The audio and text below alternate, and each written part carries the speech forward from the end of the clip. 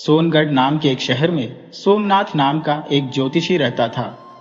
वह लोगों के हाथ की रेखाएं देखकर उनका भविष्य बताता था और साथ ही ऐसे उपाय भी सुझाता था जिनसे भविष्य में आने वाली मुसीबतों को टाला जा सके। उसे अपनी ज्योतिष विद्या पर बहुत घमंड था। वह अक्सर लोगों से कहता, मैं न सिर्फ भविष्य देख सकता हूं बल्कि किसी का भविष्य बदल भी सकता हूं। अपने इस दावे को साबित करने के लिए वह हमेशा किसी मौके की तलाश में रहता। एक दिन सोमनाथ किसी काम से दूसरे शहर जा रहा था। रास्ते में एक जंगल पड़ता था। जब वह जंगल से गुजर रहा था तो उसने देखा कि एक बहुत गरीब आदमी एक पेड़ के नीचे बैठा हुआ था। सोमनाथ के मन में ख्याल आया, क्यों न इस आदमी के हाथ की रेखाएं देखकर इसका भाग्य पता करो और फिर इसके भाग्य को बदलने की कोशिश करो। यह सोचकर वह उस आदमी के पास गया और पूछा, अरे भाई, तुम कौन हो और इस सुनसान जंगल में क्यों बैठे हो? वह आदमी बोला, मैं सीतापुर गांव का रहने वाला हूं और मेरा नाम नंदू है। मैं बहुत गरीब हूं। आज सुबह ही मेरी पत्नी ने मुझसे झगड़ा किया और मुझे खरी खोटी सुनाकर घर से निकाल दिया। उसने कहा है कि मैं जाकर बहुत सारा पैसा कमाकर लाऊं, इसलिए मैं किसी काम की तलाश में घर से निकला हूं और चलते चलते थककर इस पेड़ के नीचे बैठ गया। नंदू की बात सुनकर सोमनाथ ने कहा, नंदू, मैं सोनगढ़ का मशहूर ज्योतिषी सोमनाथ हूं। अगर तुम चाहो तो मैं तुम्हारी गरीबी दूर करके तुम्हें राजा बना सकता हूं। नंदू हैरान होकर बोला, क्या सच में ऐसा हो सकता है? हाँ नंदू, ऐसा हो सकता है, लेकिन राजा बनने के लिए तुम्हें थोड़ा कष्ट सहना पड़ेगा। नंदू ने पूछा, कष्ट? कैसा कष्ट? सोमनाथ ने कहा, मुझे तुम्हारे हाथों में राजयोग की रेखा बनानी पड़ेगी। लेकिन हाथ में ऐसी रेखा कैसे बनाई जा सकती है? ज्योतिषी ने कहा, मुझे कटार से तुम्हारी हथेली पर एक रेखा खींचनी होगी। इससे तुम्हें थोड़ा दर्द होगा, लेकिन उसके बाद तुम्हारी किस्मत बदल जाएगी और तुम्हारे बंद दरवाजे हमेशा के लिए खुल जाएंगे। नंदू सोच में पड़ गया और थोड़ी देर सोचने के बाद बोला, मुझे आपकी बात मंजूर है ज्योतिषी जी। आप जल्दी से मेरी हथेली पर ऐसी रेखा खींच दीजिए। यह सुनकर ज्योतिषी ने अपनी कटार निकाली और नंदू के हाथ में राजयोग की रेखा बना दी। फिर बोला, नंदू, अब तुम यहां से जाओ। तुम्हारी किस्मत में राजयोग बन चुका है। जल्द ही तुम किसी देश के राजा बन जाओगे। नंदू ने ज्योतिषी को प्रणाम किया और वहां से चल दिया। उसके जाने के बाद ज्योतिषी भी सोनगढ़ की ओर निकल गया। नंदू खुशी से उछलता कूदता आगे बढ़ रहा था। राजा बनने की खुशी में वह काम धंधे की बात भूल गया था। अब वह सोच रहा था, जब मैं राजा बन जाऊंगा तो अपने गांव वालों को दिखाऊंगा कि मैं निखट्टू नहीं हूं। मुझे राजा बना देखकर मेरी पत्नी जानकी और बच्चे बहुत खुश हो जाएंगे। चलते चलते वह एक नगर के पास पहुंच गया और सोचा, इस नगर में जाने से पहले क्यों न मैं इस मंदिर में सर झुकाऊं। यह सोचकर नंदू पास के एक मंदिर में चला गया।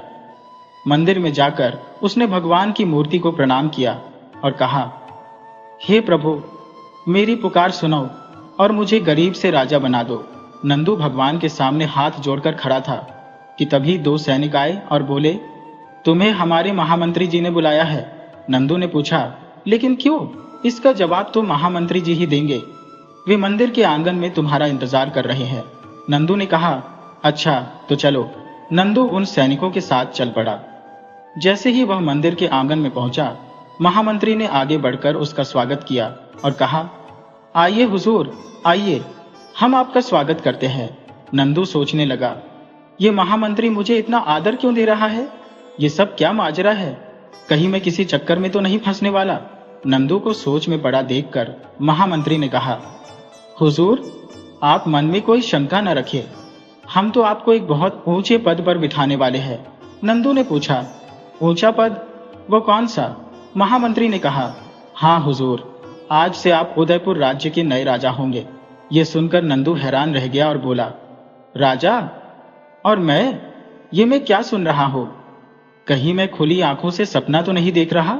नहीं हुजूर, यह सपना नहीं बल्कि सच है। आज सुबह ही उदयपुर के महाराज उदय सिंह की मृत्यु हो गई। उनके कोई संतान नहीं थी, इसलिए इस राज्य के रिवाज के अनुसार राजा की मृत्यु के दिन जो भी परदेसी सबसे पहले इस मंदिर में सर झुकाता है वही राजा बनता है। और आप पहले परदेसी हैं जिसने हमारी इस प्रथा को पूरा किया है, इसलिए आज से आप हमारे राजा हैं। नंदू मन ही मन सोचने लगा। ज्योतिषी ने मेरे हाथ में जो रेखा बनाई थी, उसने इतनी जल्दी अपना कमाल दिखा दिया। मैं तो सच में राजा बन गया। तभी महामंत्री ने उसे झकझोरते हुए कहा, हुजूर, आप किस सोच में डूब गए? सोच विचार छोड़िए और हमारे साथ महल में चलिए। वहां आपका आज ही राज तिलक किया जाएगा। नंदू खुश होते हुए बोला, हाँ हाँ मंत्री जी, जल्दी चलिए। और फिर मंत्री आदर सहित नंदू को राजमहल में ले गया। वहां नंदू का राज तिलक किया गया। महामंत्री ने सभी को बताया, नगरवासियों, आज से राजा अमर प्रभा सिंह हमारे नए राजा है। सभी नगरवासी राजा की जय कहने लगे। भाग्य बदलते ही नंदू अब राजा बन चुका था। साथ ही वह नंदू से अमर प्रभा सिंह हो गया था। दूसरी तरफ नंदू की पत्नी जानकी सोच रही थी, क्या बात है, बच्चों के बापू आज दोपहर से गए हैं, अब तक घर वापस क्यों नहीं लौटे? दोपहर में मैंने गुस्से में आकर उन्हें बहुत कुछ उल्टा सीधा कह दिया था। कहीं मुझसे नाराज होकर वे कहीं चले तो नहीं गए? जब काफी देर हो गई और नंदू घर नहीं लौटा तो जानकी परेशान हो उठी और बोली, हे भगवान, अब मैं उन्हें कहाँ ढूंढूं? सारे गांव वालों से पूछ लिया पर उनका कोई पता नहीं चल रहा। गांव वाले कहते हैं कि उन्होंने दोपहर को उसे गांव से बाहर जाते देखा था। वे कहाँ गए होंगे? उधर राजा बन चुका नंदू सोच रहा था, भगवान, जैसे मेरे दिन फिरे हैं वैसे सबके दिन फिरे। अब मैं इस राज्य का राजा बनकर यहाँ राज करूंगा और अपने गांव कभी वापस नहीं जाऊंगा। कल ही मैं सैनिकों को भेजकर जानकी और बच्चों को यहाँ बुलवा लूंगा। वे मुझे राजा बना देखकर बहुत खुश हो जाएंगे। लेकिन तभी उसके मन में दूसरा विचार आया, अगर जानकी और बच्चों को बुलवाया तो उन्हें देखकर यहाँ के लोगों को पता चल जाएगा कि मैं असल में बहुत गरीब परिवार से हूँ। नहीं, मैं उन्हें यहाँ नहीं बुलवाऊंगा और अपना पता भी नहीं दूंगा। जानकी ने मुझे घर से निकाल दिया और मेरा अपमान किया। वह मेरी पत्नी बनने के लायक नहीं है। अब तो मैं राजा बन गया हूँ, अब मैं किसी देश की राजकुमारी से शादी करूंगा। यह सोचकर नंदू ने आंखें बंद की और चैन की नींद सो गया। दूसरे दिन उसने महामंत्री को आदेश दिया, महामंत्री जी, हम सोनगढ़ के ज्योतिषी सोमनाथ को यहाँ बुलवाना चाहते हैं। जो आज्ञा महाराज। महामंत्री ने तुरंत एक सैनिक को आदेश दिया कि वह सोनगढ़ जाए। सैनिक सोनगढ़ पहुंचकर ज्योतिषी सोमनाथ से मिला और बोला, ज्योतिषी जी, आपको उदयपुर के राजा अमर प्रभा सिंह ने बुलाया है। मुझे आदेश है कि मैं आपको साथ लेकर उदयपुर वापस आऊं। ज्योतिषी सोचने लगा, उदयपुर के राजा ने मुझे याद किया है, लेकिन मैं तो उन्हें जानता तक नहीं। फिर उन्होंने मुझे क्यों बुलाया? कहीं ऐसा तो नहीं कि मेरी ज्योतिष विद्या की ख्याति उन तक पहुंच गई है और वे अपना हाथ दिखाकर भविष्य जानना चाहते हैं। सोमनाथ ने सोचा, यह मौका हाथ से नहीं जाने देना चाहिए। उसने कहा, ठीक है, मैं तुम्हारे साथ चलने को तैयार हूं। और फिर सैनिक ज्योतिषी को लेकर राजा अमर प्रभा सिंह के सामने पहुंचा। जब ज्योतिषी वहां पहुंचा तो उसने नंदू को देखते ही कहा, अरे नंदू, तुम? तब नंदू ने कहा, धीरे बोलिए ज्योतिषी जी, अब मैं नंदू नहीं बल्कि राजा अमर प्रभा सिंह हूं। ज्योतिषी बोला, तुम इतनी जल्दी राजा बन गए? ये तो मैंने सपने में भी नहीं सोचा था। राजा बोला, ज्योतिषी जी, यह सब आपकी कृपा का फल है। अगर आपने मेरे हाथ में कटार से वह रेखा नहीं बनाई होती तो आज मेरा भाग्य नहीं बदलता। आपके कारण ही मैं राजा बना हूं। इसलिए मैं इनाम के तौर पर आपको हीरे जवाहरातों से लदे 5 हाथी और 10,000 सोने की अशर्फियां देने की घोषणा करता हूं। इनाम की बात सुनकर ज्योतिषी बहुत खुश हो गया और बोला, धन्यवाद महाराज, मैं आपकी यह भेंट स्वीकार करता हूं। इसके बाद राजा ने कहा, ज्योतिषी जी, आप समय समय पर हमसे मिलते रहिएगा। आपसे मिलकर हमें बहुत खुशी होगी। ज्योतिषी बोला, जैसी आपकी आज्ञा महाराज। और फिर राजा को प्रणाम करके ज्योतिषी इनाम लेकर अपने शहर लौट गया।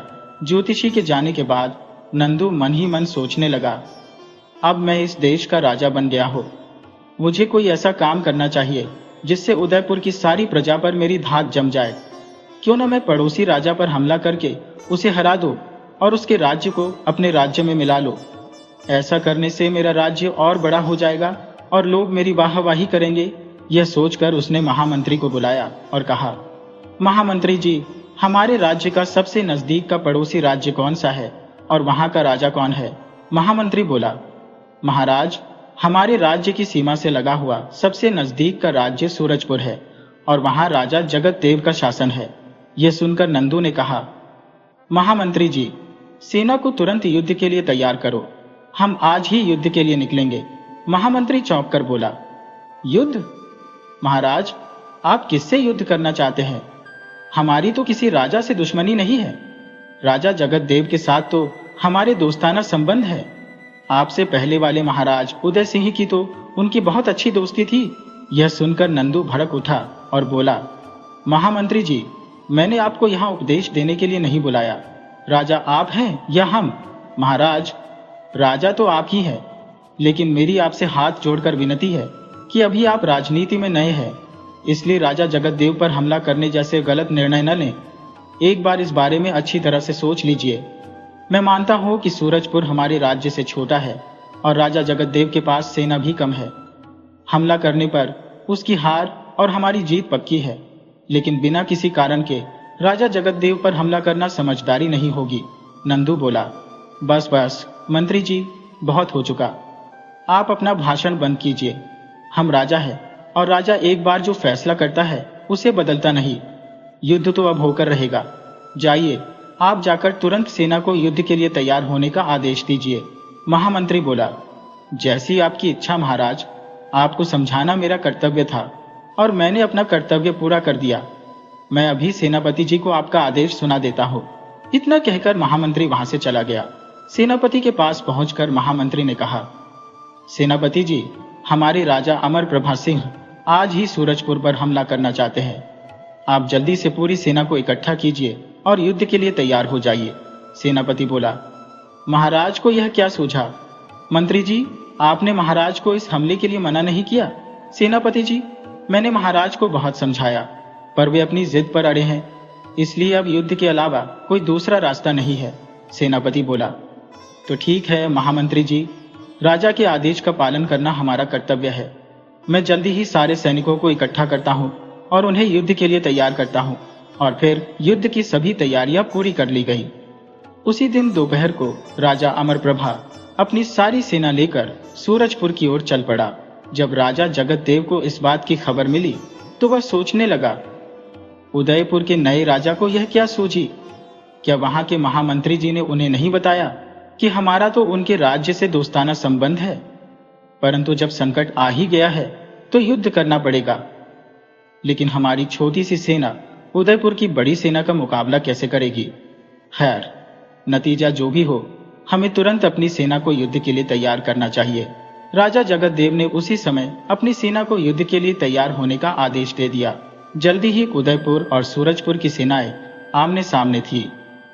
कुछ ही घंटों में सूरजपुर की छोटी सेना युद्ध भूमि में हार गई और उसके सैनिकों के पांव उखड़ने लगे। यह देखकर राजा जगत देव सोचने लगा, इससे पहले कि मेरी पूरी सेना खत्म हो जाए और उदयपुर का नया राजा मुझे कैदी बना ले, मुझे यहाँ से भाग जाना चाहिए, वरना वह मुझे कैद करके मार डालेगा।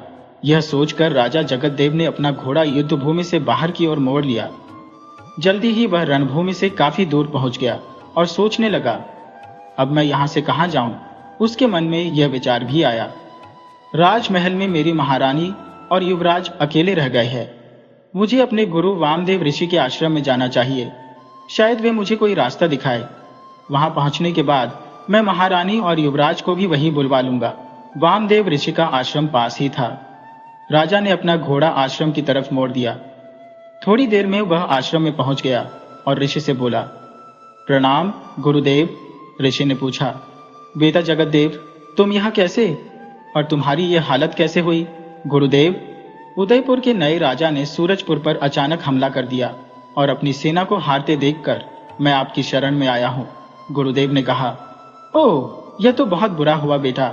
गुरुदेव, मैं राजमहल में अपनी महारानी त्रिशला और युवराज को अकेला छोड़ आया हूँ। कहीं ऐसा न हो कि शत्रु उन्हें मार डाले। गुरुदेव ने कहा, नहीं बेटा, ऐसा नहीं होगा। मैं अभी अपने किसी शिष्य को सूरजपुर की तरफ भेजता हूँ और तुम्हारे परिवार को यहाँ सुरक्षित बुलवा लूंगा। तुम चिंता मत करो। और फिर उसी समय वामदेव ऋषि ने अपने एक शिष्य को राजा जगत देव के घोड़े पर बिठाकर सूरजपुर की तरफ रवाना कर दिया। उधर युद्ध भूमि में महामंत्री ने कहा, महाराज, सूरजपुर की सारी सेना अब हार चुकी है। अब आपका क्या आदेश है? राजा अमरप्रभा ने कहा, महामंत्री जी, राजा जगतदेव अभी हमारे कब्जे में नहीं आए, इसलिए उन्हें पकड़ने के लिए जल्द से जल्द राजमहल पर हमला किया जाए। सैनिक मारकाट मचाते हुए उस कमरे में जा पहुंचे जहां महारानी त्रिशला और युवराज थे। उन दोनों को बंदी बना लिया गया और राजा ने आदेश दिया, इन दोनों को गिरफ्तार करके कालकोठरी में डाल दो। राजा के आदेश पर महारानी और युवराज को कालकोठरी में डाल दिया गया। तब नंदू ने कहा, महामंत्री जी, राजा जगतदेव नहीं मिले तो क्या हुआ? उनकी पत्नी और बेटा तो हमारे कब्जे में है। एक दिन राजा भी हमारे कब्जे में आ जाएंगे। यह सुनकर महामंत्री मन ही मन सोचने लगा, लगता है अमर प्रभा सिंह को राजा बनाकर हमने गलती की। यह तो बहुत क्रूर है, जो औरतों और बच्चों को भी कैद खाने में रखता है। ठीक उसी समय वामदेव ऋषि के शिष्य ने सूरजपुर में प्रवेश किया और उसने लोगों को बातें करते सुना। राजा जगतदेव तो कहीं भाग गए हैं, लेकिन राजा अमर प्रभा ने महारानी त्रिशला और युवराज को कैद कर लिया है। उनकी बातें सुनकर शिष्य सोचने लगा, यह अच्छा नहीं हुआ। मैं तो महारानी और युवराज को लेने आया था, पर उन्हें तो दुश्मनों ने कैद कर लिया। अब मेरा महल में जाना बेकार है, मुझे यहीं से वापस लौट जाना चाहिए।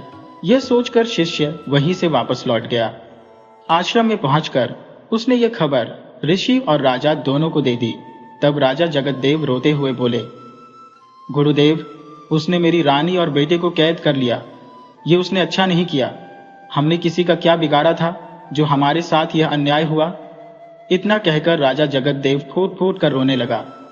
तब गुरुदेव ने उसे दिलासा दिया और कहा, बेटा, तुम धीरज रखो, पाप का घड़ा एक दिन भरता जरूर है। एक दिन राजा अमर प्रभा सिंह को उसके पापों की सजा मिलेगी। गुरुदेव, मेरा तो सब कुछ लौट गया, अब मैं कहाँ जाऊं? गुरुदेव बोले, बेटा, तुम्हें कहीं जाने की जरूरत नहीं, अब तुम यही आश्रम में रहोगे। मैं वादा करता हूं कि किसी तरह तुम्हें तुम्हारी रानी और बेटे को वापस दिलवा दूंगा। राजा जगतदेव ने कहा, जैसी आपकी आज्ञा गुरुदेव। दूसरी तरफ राजा अमर प्रभा ने सूरजपुर में घोषणा की, सूरजपुर के वासियों, आज से सूरजपुर राज्य हमारे अधीन रहेगा। आज से इस राज्य पर मेरा ही हुक्म चलेगा। ये सुनकर सूरजपुर के लोग डर गए।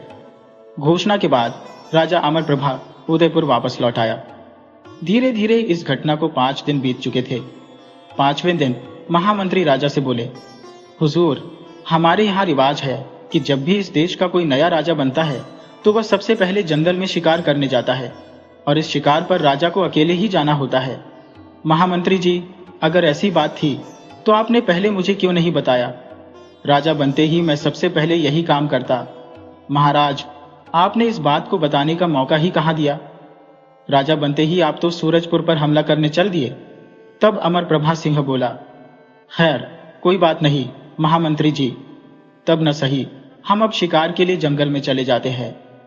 और फिर नंदू उसी समय घोड़े पर सवार होकर शिकार के लिए जंगल की तरफ चल पड़ा।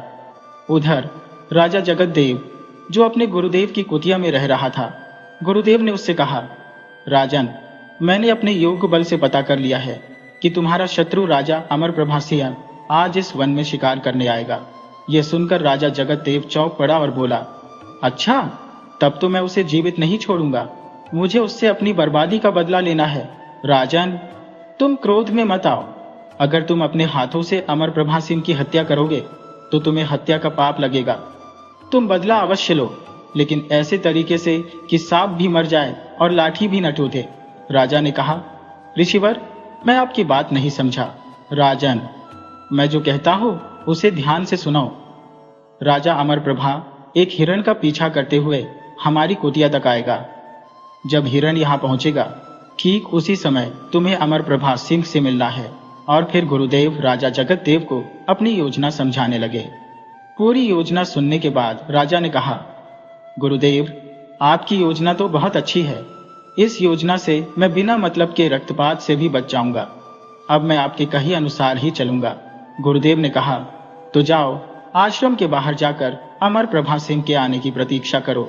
जब राजा अमर प्रभा वन में पहुंचा तो वह सोचने लगा, नंदू, तूने अपनी पूरी जिंदगी में कभी चींटी तक नहीं मारी और अब भयंकर जानवरों का शिकार करने निकला है। तुझे न तीर चलाना आता है न निशाना लगाना। ऐसी हालत में तू शिकार कैसे करेगा?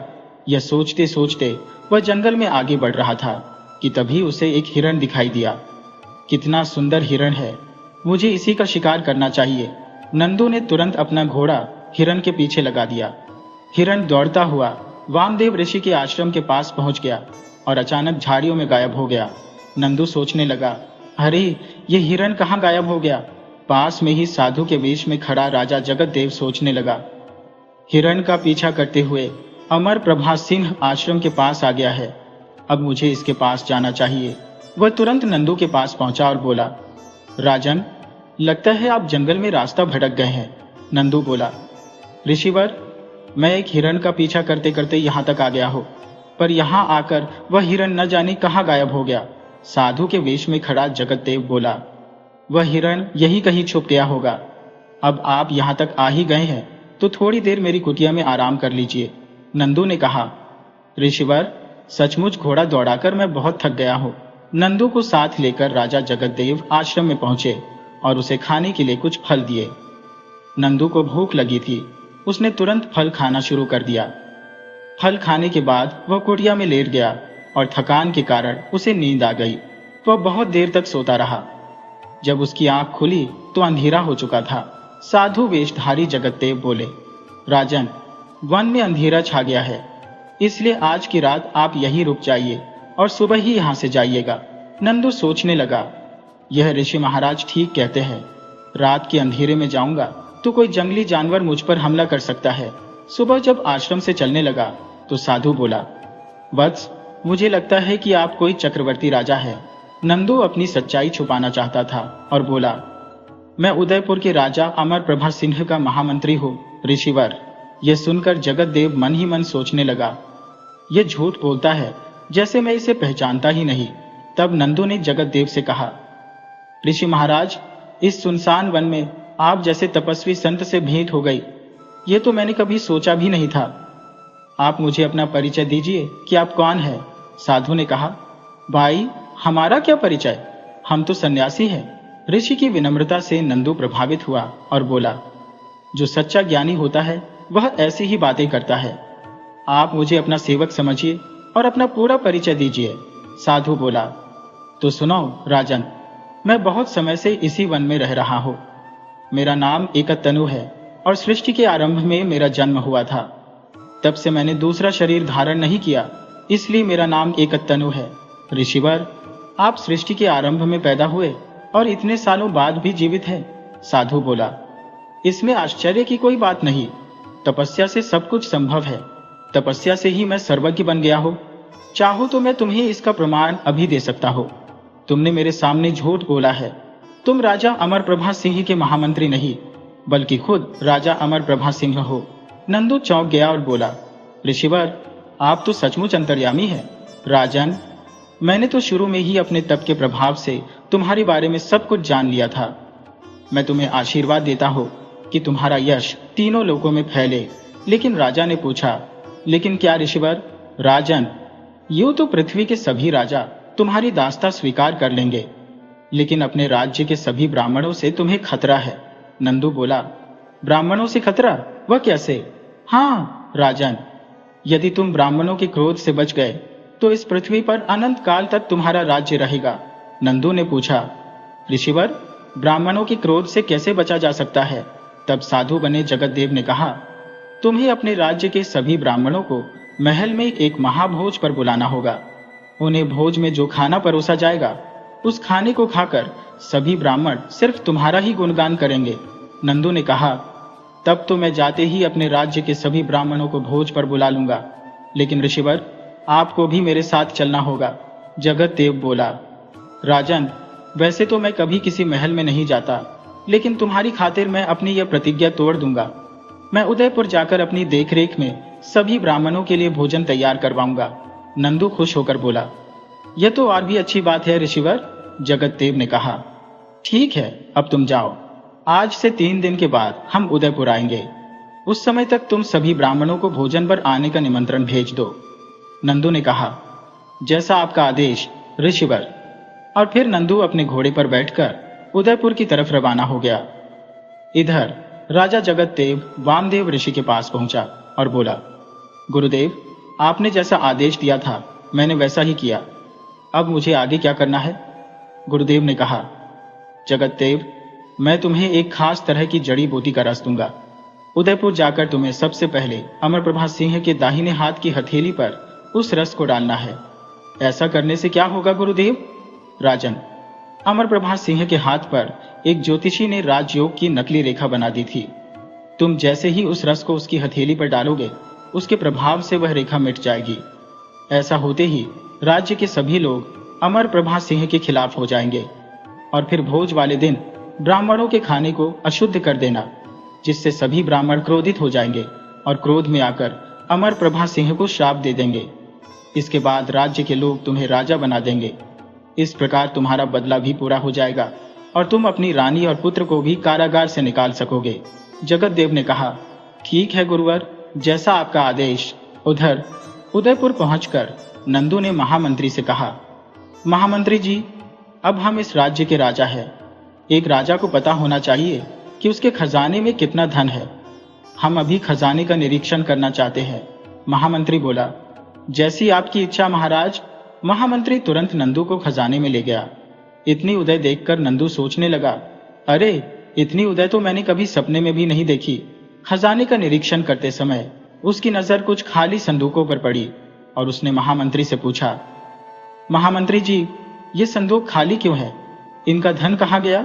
महाराज, पिछले वर्ष राज्य में भयंकर सूखा पड़ा था। तब इन संदूकों की स्वर्ण मुद्राएं अकाल से पीड़ित जनता में बांट दी गई थी। तब से ये संदूक खाली है।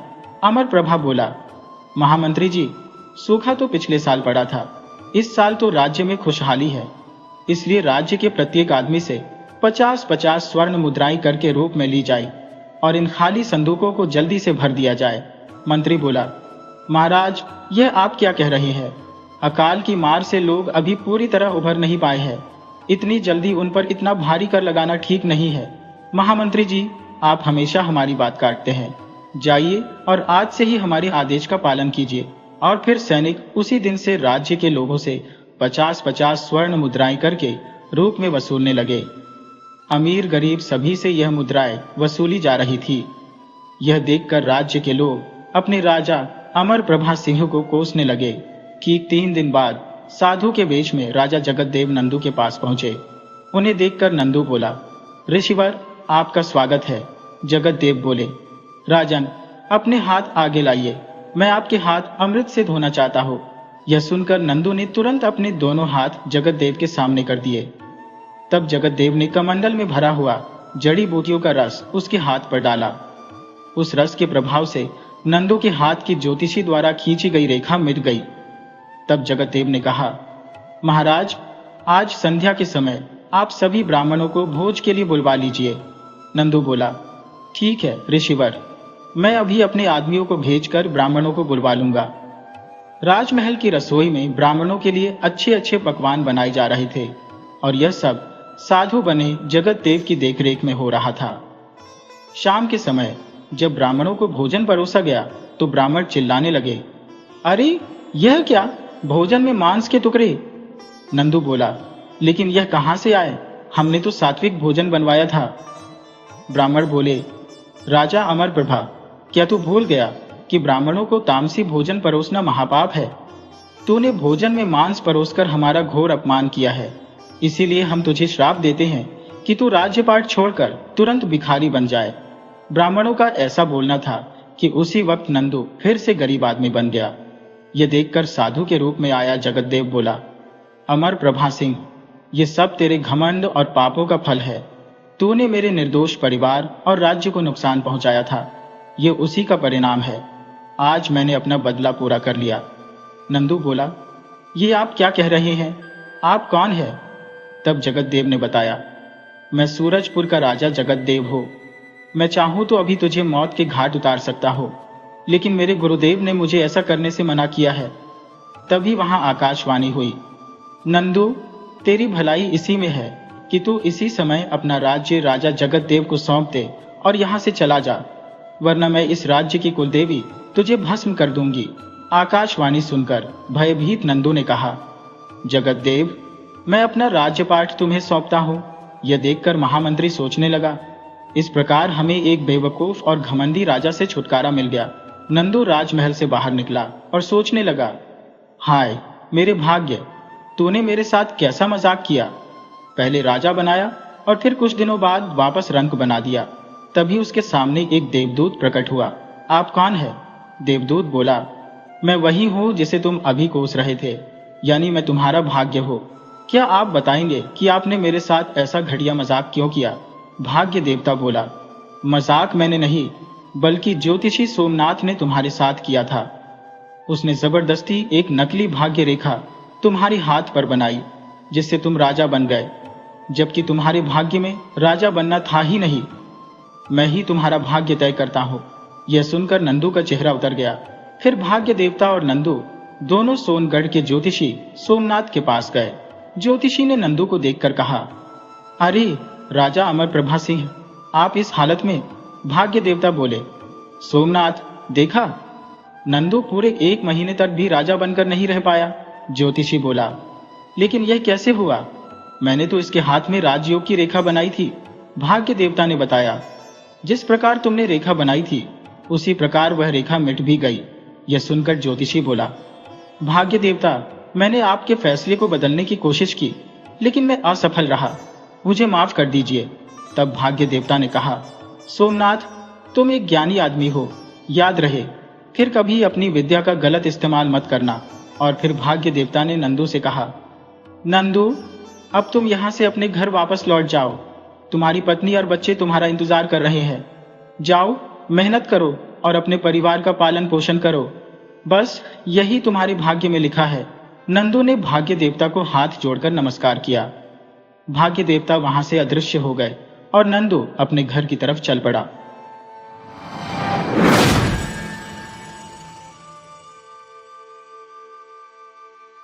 लक्ष्मी पंडित जी के पास अपने बेटे की जन्म कुंडली बनवाने के लिए बैठी हुई थी और चिंतित भी थी।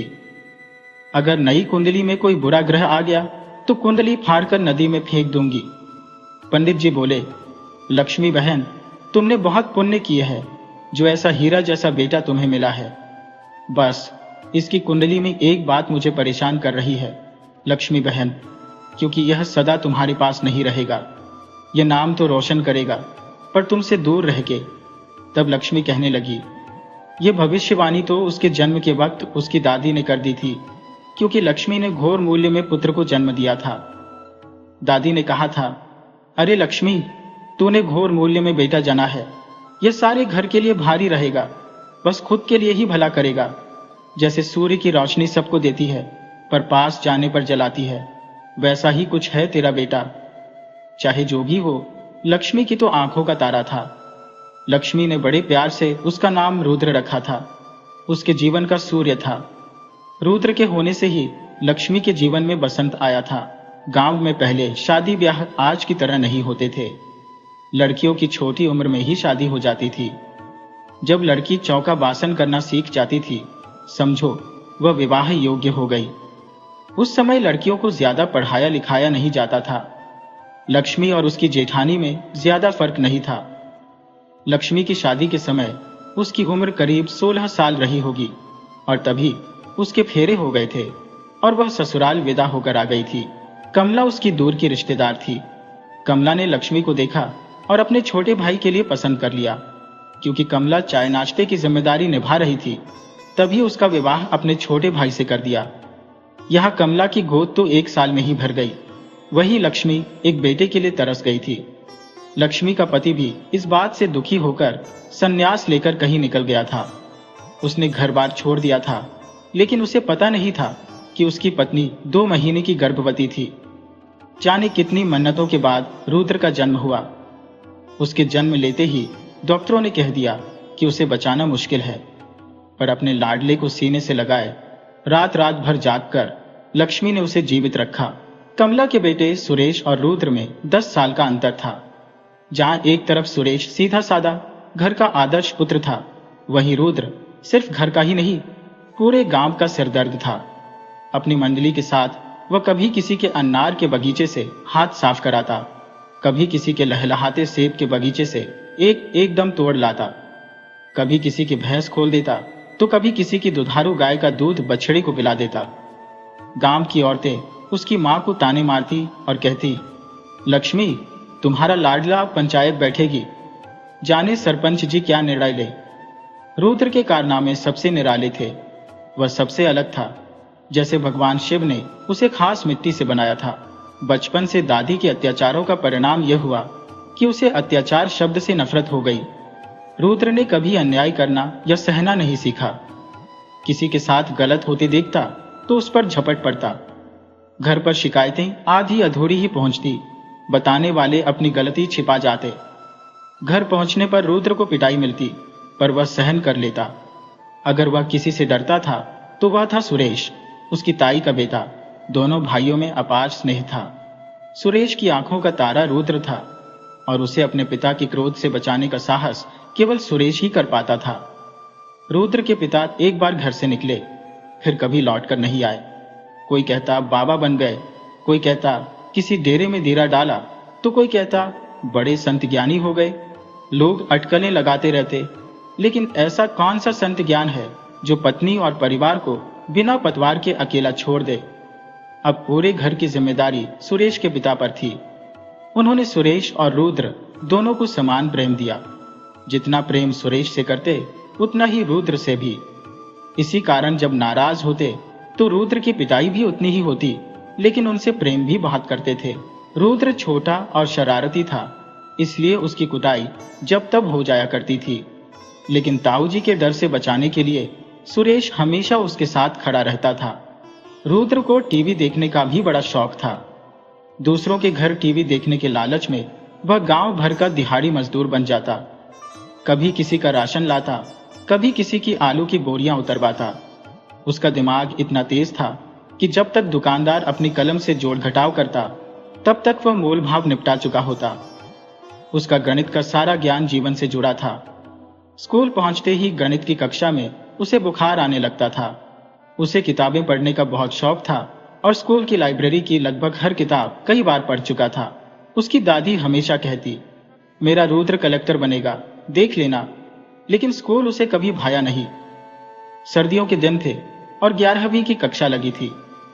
कक्षा के एक लड़के नाहर ने गाना पहला नशा पहला खुमार सुना और उसे बहुत गंभीरता से लेकर क्लास की रमा को प्रेम पत्र गुलाब के साथ भेज दिया।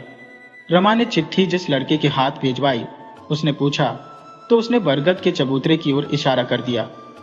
नाहर वहीं खड़ा था, लेकिन रुद्र भी वहीं था। रमा मन ही मन रुद्र को अपना मान चुकी थी। उस चिट्ठी में लिखने वाले का नाम नहीं था। वह मुस्कुराती हुई रुद्र तक पहुंची और उसका हाथ थाम लिया। उसी वक्त प्रिंसिपल सर की गाड़ी वहां आकर रुकी। रुद्र अपना हाथ खींचता, उससे पहले रमा ने हाथ हटा लिया, लेकिन प्रिंसिपल की अनुभवी आंखें सब कुछ भांप गईं। पूछताछ पर रमा ने चिट्ठी प्रिंसिपल के हाथ में रखकर खुद को बेगुनाह बताया और रोते रोते रुद्र की ओर इशारा कर दिया। प्रिंसिपल ने रुद्र की खाल उधेड़ दी, पर वह चुपचाप पीड़ा सहता रहा। प्रिंसिपल की मार का बदला उसने ब्याज सहित नाहर से ले लिया था। रुद्र की इतनी कुटाई की कि उसके बाद नाहर स्कूल नहीं आया। नाहर के मन में रुद्र के लिए हमेशा के लिए नफरत बैठ गई। रमा के घर पर चिट्ठी कांड का पता चलने पर 2 महीने बाद ही रमा का विवाह हो गया। किसी तरह वह साल बीता। अगले साल की पढ़ाई के लिए सुरेश ने रुद्र को रुद्रपुर शहर भेज दिया। स्कूल खत्म कर रुद्र का दाखिला शहर के कॉलेज में हो गया। वक्त बदलते देर नहीं लगती। सुरेश पढ़ाई समाप्त कर चुका था और उसकी सरकारी नौकरी लग गई थी। घर पर सुरेश के लिए लड़की देखी जा रही थी, लेकिन अच्छा कमाने वाला सज्जन लड़का विवाह के लिए हमेशा ही अयोग्य साबित हो रहा था। इस बार बिना किसी को बताए एक चाल चली गई। जितनी तस्वीरें आई, उनमें से पार्वती की तस्वीर पर सुरेश की मां कमला की नजर अटक गई थी। गोरी दुबली और नाजुक पार्वती चेहरे से मासूम और भोली लग रही थी। कमला और लक्ष्मी को भी लड़की बहुत पसंद आई। गांव में अब भी पुराना अदब कायदा था। सिर्फ लड़का लड़की की फोटो बदलने से विवाह प्रस्ताव हो जाते थे। वहां से कन्या की फोटो आई और यहां से लड़की की फोटो भेजी गई। सुरेश देखने में बुरा नहीं था, पर बचपन में हुए चेचक के दाग से उसका चेहरा प्रभावित था। इधर रुद्र बिल्कुल कपूर जैसे गोरा था। ताई आज उसी चेहरे को दिखाकर अपनी होने वाली बहू को रिझाना चाह रही थी। पार्वती के घर जो तस्वीर पहुंची उसमें दो लड़के बैठे मुस्कुरा रहे थे। एक सुरेश था और दूसरा रुद्र। कमला के भाई ने बड़ी चालाकी से बातें बनाई कि बड़ों को एक ही नौकरी में रिझा लिया और पार्वती को दूसरे चेहरे ने। पार्वती ने न किसी से खुलकर पूछा और न ही किसी ने उसे बताना जरूरी समझा। पार्वती को लगा कि उसके लिए रुद्र का रिश्ता आया है। मन ही मन उसने रुद्र को अपना पति मान लिया और अगले महीने पड़ने वाले गौरा जी के व्रत को दिल से कर लिया। विवाह हुआ और नववधू घर आ गई। शाम को कुलदेवी के मंदिर में पूजा के समय जब उसने रुद्र को भाग भाग कर हल और नारियल लाते देखा तो नई नवेली दुल्हन चौंक कर घूंघट पलट दिया। अपने पति का चेहरा देखकर वह दंग रह गई। नई जगह पर वह बेचारी किससे पूछती और क्या पूछती। अपने पति से भी वह कुछ कह नहीं सकती थी। उसे यह भी नहीं पता था कि उसे छोटे भाई की तस्वीर दिखाई गई है। उसकी आंखें सब कुछ कह गईं, लेकिन किसी को कुछ समझ नहीं आया। कमला सब समझ गई थी। लक्ष्मी बोली, तेरा चौरा कुछ करता धरता नहीं है, शहरी से वापस भेज दो, शायद कुछ पढ़ लिख जाए। कॉलेज का भी बहुत खर्चा कर रखा है इसने, जाने कहां से ऐसे कपड़े पहनता है। ताई ने पूछा, कहां से आते हैं तेरे पास इतने रुपए? रुद्र ने हंसकर कहा, ताई डाकू बन गया हो, बैंक लूटता हो, खूब रुपये बना लेता हो, फिर तुझे और मां को भी एक एक महल बनवा दूंगा। लेकिन पार्वती का मन विचलित हो गया। जिसकी तस्वीर ने उसकी कितनी रातें जागते हुए बिता दी थी, आज उसे अपने आसपास देखना दुख दे रहा था। पार्वती का मन अजीब सा होकर रह गया था। सुबह से उठकर अपनी गृहस्थी में लगी पार्वती खुद को व्यस्त रखती थी, लेकिन जैसे ही रुद्र की झलक दिखती उसकी बेचैनी बढ़ जाती। वह मन ही मन चाहने लगी थी कि जब तक उसकी और सुरेश की गृहस्थी की गाड़ी पटरी पर ना आ जाए तब तक रुद्र कहीं दूर चला जाए। सुरेश के दोस्त की शादी थी जो पड़ोसी गांव में थी। सुरेश को भी वहां अपनी पत्नी पार्वती को साथ ले जाना था, लेकिन इसके लिए घर भर से सहमति लेनी पड़ी थी। कमला तो नई बहू को बाहर घूमने जाने के लिए तैयार नहीं थी, लेकिन जिद्दी बेटे के आगे उसकी एक नहीं चली। लक्ष्मी ने पारो को सजा संवार कर उसके कान के पीछे काला टीका लगा दिया। पार्वती ने पूछा, काकी यह टीका क्यों लगाया है? लक्ष्मी ने हंसकर कहा, अरे क्यों नहीं, मेरी बहू है, अभी तो सोने जैसी है, किसी की नजर ना लगे। पार्वती की आंखें डबडबा गईं। इतना प्यार तो उसे अपने मायके में भी नहीं मिला था। उसकी सौतेली माँ और बहनें उसे नौकरानी से अधिक कुछ नहीं समझती थी, इसलिए उसके विवाह के लिए भी घर में ज्यादा पूछताछ नहीं की गई थी। अपने आंसू पोंछकर उसने काकी सास के पैर छुए और उन्होंने उसे अपने सीने से लगा लिया। खूब खुश रहो बिटिया, अपने पति का सुख पाओ, फलों फूलों सदा सुहागन रहो। लक्ष्मी ने भी उसे आशीर्वादों की झड़ी लगा दी। मुस्कुराकर खड़ी हो गई और सुरेश की आवाज आ गई, पारो जल्दी आओ। सुरेश और पारो शादी में चले गए। वापस आ रहे थे तो रुद्र अपने दोस्तों के साथ टकरा गया। सुरेश ने कहा, तू यहाँ क्या कर रहा है? तुझे तो शहर जाना था ना? रुद्र ने जवाब दिया, भैया कॉलेज कैंटीन का रामदीन बहुत बीमार था, अकेला आदमी था, घर पर ही दवा ले रहा था, कल अचानक चल बसा। उसने मुझे गांव का पता बताया था, हम लोग मिलकर उसे यहीं ले आए, लेकिन पता चला कि अब उसका इस दुनिया में कोई नहीं रहा। बस उसका क्रियाक्रम निपटा कर आ रहा हूं। सुरेश ने कहा, अच्छा सुन, अब पारो के साथ घर जा, मुझे कुछ काम से जाना पड़ेगा। सुरेश के यह कहते ही पारो घबरा गई। नहीं, ऐसे आप काम पर कैसे जा सकते हैं? पारो ने कहा, आप भी घर तक चलिए मेरे साथ, फिर वहां से काम पर चले जाना। सुरेश ने समझाया, पार्वती कल दिल्ली से ऑडिट के लोग आ रहे हैं, पिछले महीने भर से उसी की तैयारी में लगा था। अगर अजीत की शादी ना होती तो मैं एक दिन की भी छुट्टी नहीं लेता। ये मेरा खास दोस्त था, इसलिए उसकी शादी में आना पड़ा। अब बस उसकी तैयारी फाइनल हो जानी है। और परेशान क्यों हो? रुद्र तुम्हारे साथ है, बस थोड़ी दूर डिपो से बस मिल जाएगी, मैं कल शाम तक घर आ जाऊंगा। सुरेश ने दोनों को बस में बैठाकर विदा किया। पारो थकी हुई थी, जल्द ही नींद की आगोश में चली गई। उसने अनजाने में अपना सिर रुद्र के कंधे पर रख दिया। रुद्र भी थका हुआ था, लेकिन वह पारो को किसी भी तरह का कष्ट नहीं देना चाहता था, इसलिए चुपचाप बैठा रहा। पूरे रास्ते पारो आराम से सोती रही। रुद्र का दामन हमेशा पाक रहा है, खासकर लड़कियों के मामले में। यही बात नाहर को सबसे ज्यादा चुभती थी, जो बचपन का दोस्त था लेकिन अंदर से रुद्र से जलता था। वह हमेशा मौके की तलाश में रहता था कि कैसे रुद्र की बेइज्जती की जाए। बस में नाहर भी गांव जा रहा था। सुरेश के ऑफिस में ऑडिट चल रहा था और ऑफिसर्स कड़ी निगरानी रख रहे थे, लेकिन सुरेश का काम भी पक्का था। सुरेश ने 2 दिन में ही अपना काम पूरा कर लिया। ऑडिट के बाद सुरेश जल्दबाजी में घर की ओर बढ़ रहा था। रास्ते में नाहर से मिला, जिसने व्यंग्य से कहा, भाई काम कुछ ज्यादा ही हो गया है। इस समय ऑफिस में नहीं, घर में नई नई दुल्हन बैठी है उस महाकाल के साथ, और आपने उसे छोड़ दिया। सुरेश ने जवाब दिया, तुम अपने काम से काम रखो नाहर, हमारे घर में ताक झांक करने की जरूरत नहीं है। सुरेश ने दृढ़ता से कहा, लेकिन शक की बेल बिना खाद पानी के भी पनपती है। यहाँ तो खाद पानी देने वाले घर और बाहर दोनों जगह मौजूद थे। कमला तीखी सांस थी। वह पार्वती को कोसने का कोई मौका नहीं छोड़ती थी। रोज पार्वती के जागने से पहले ही उसे दिन भर की काम बता देती थी।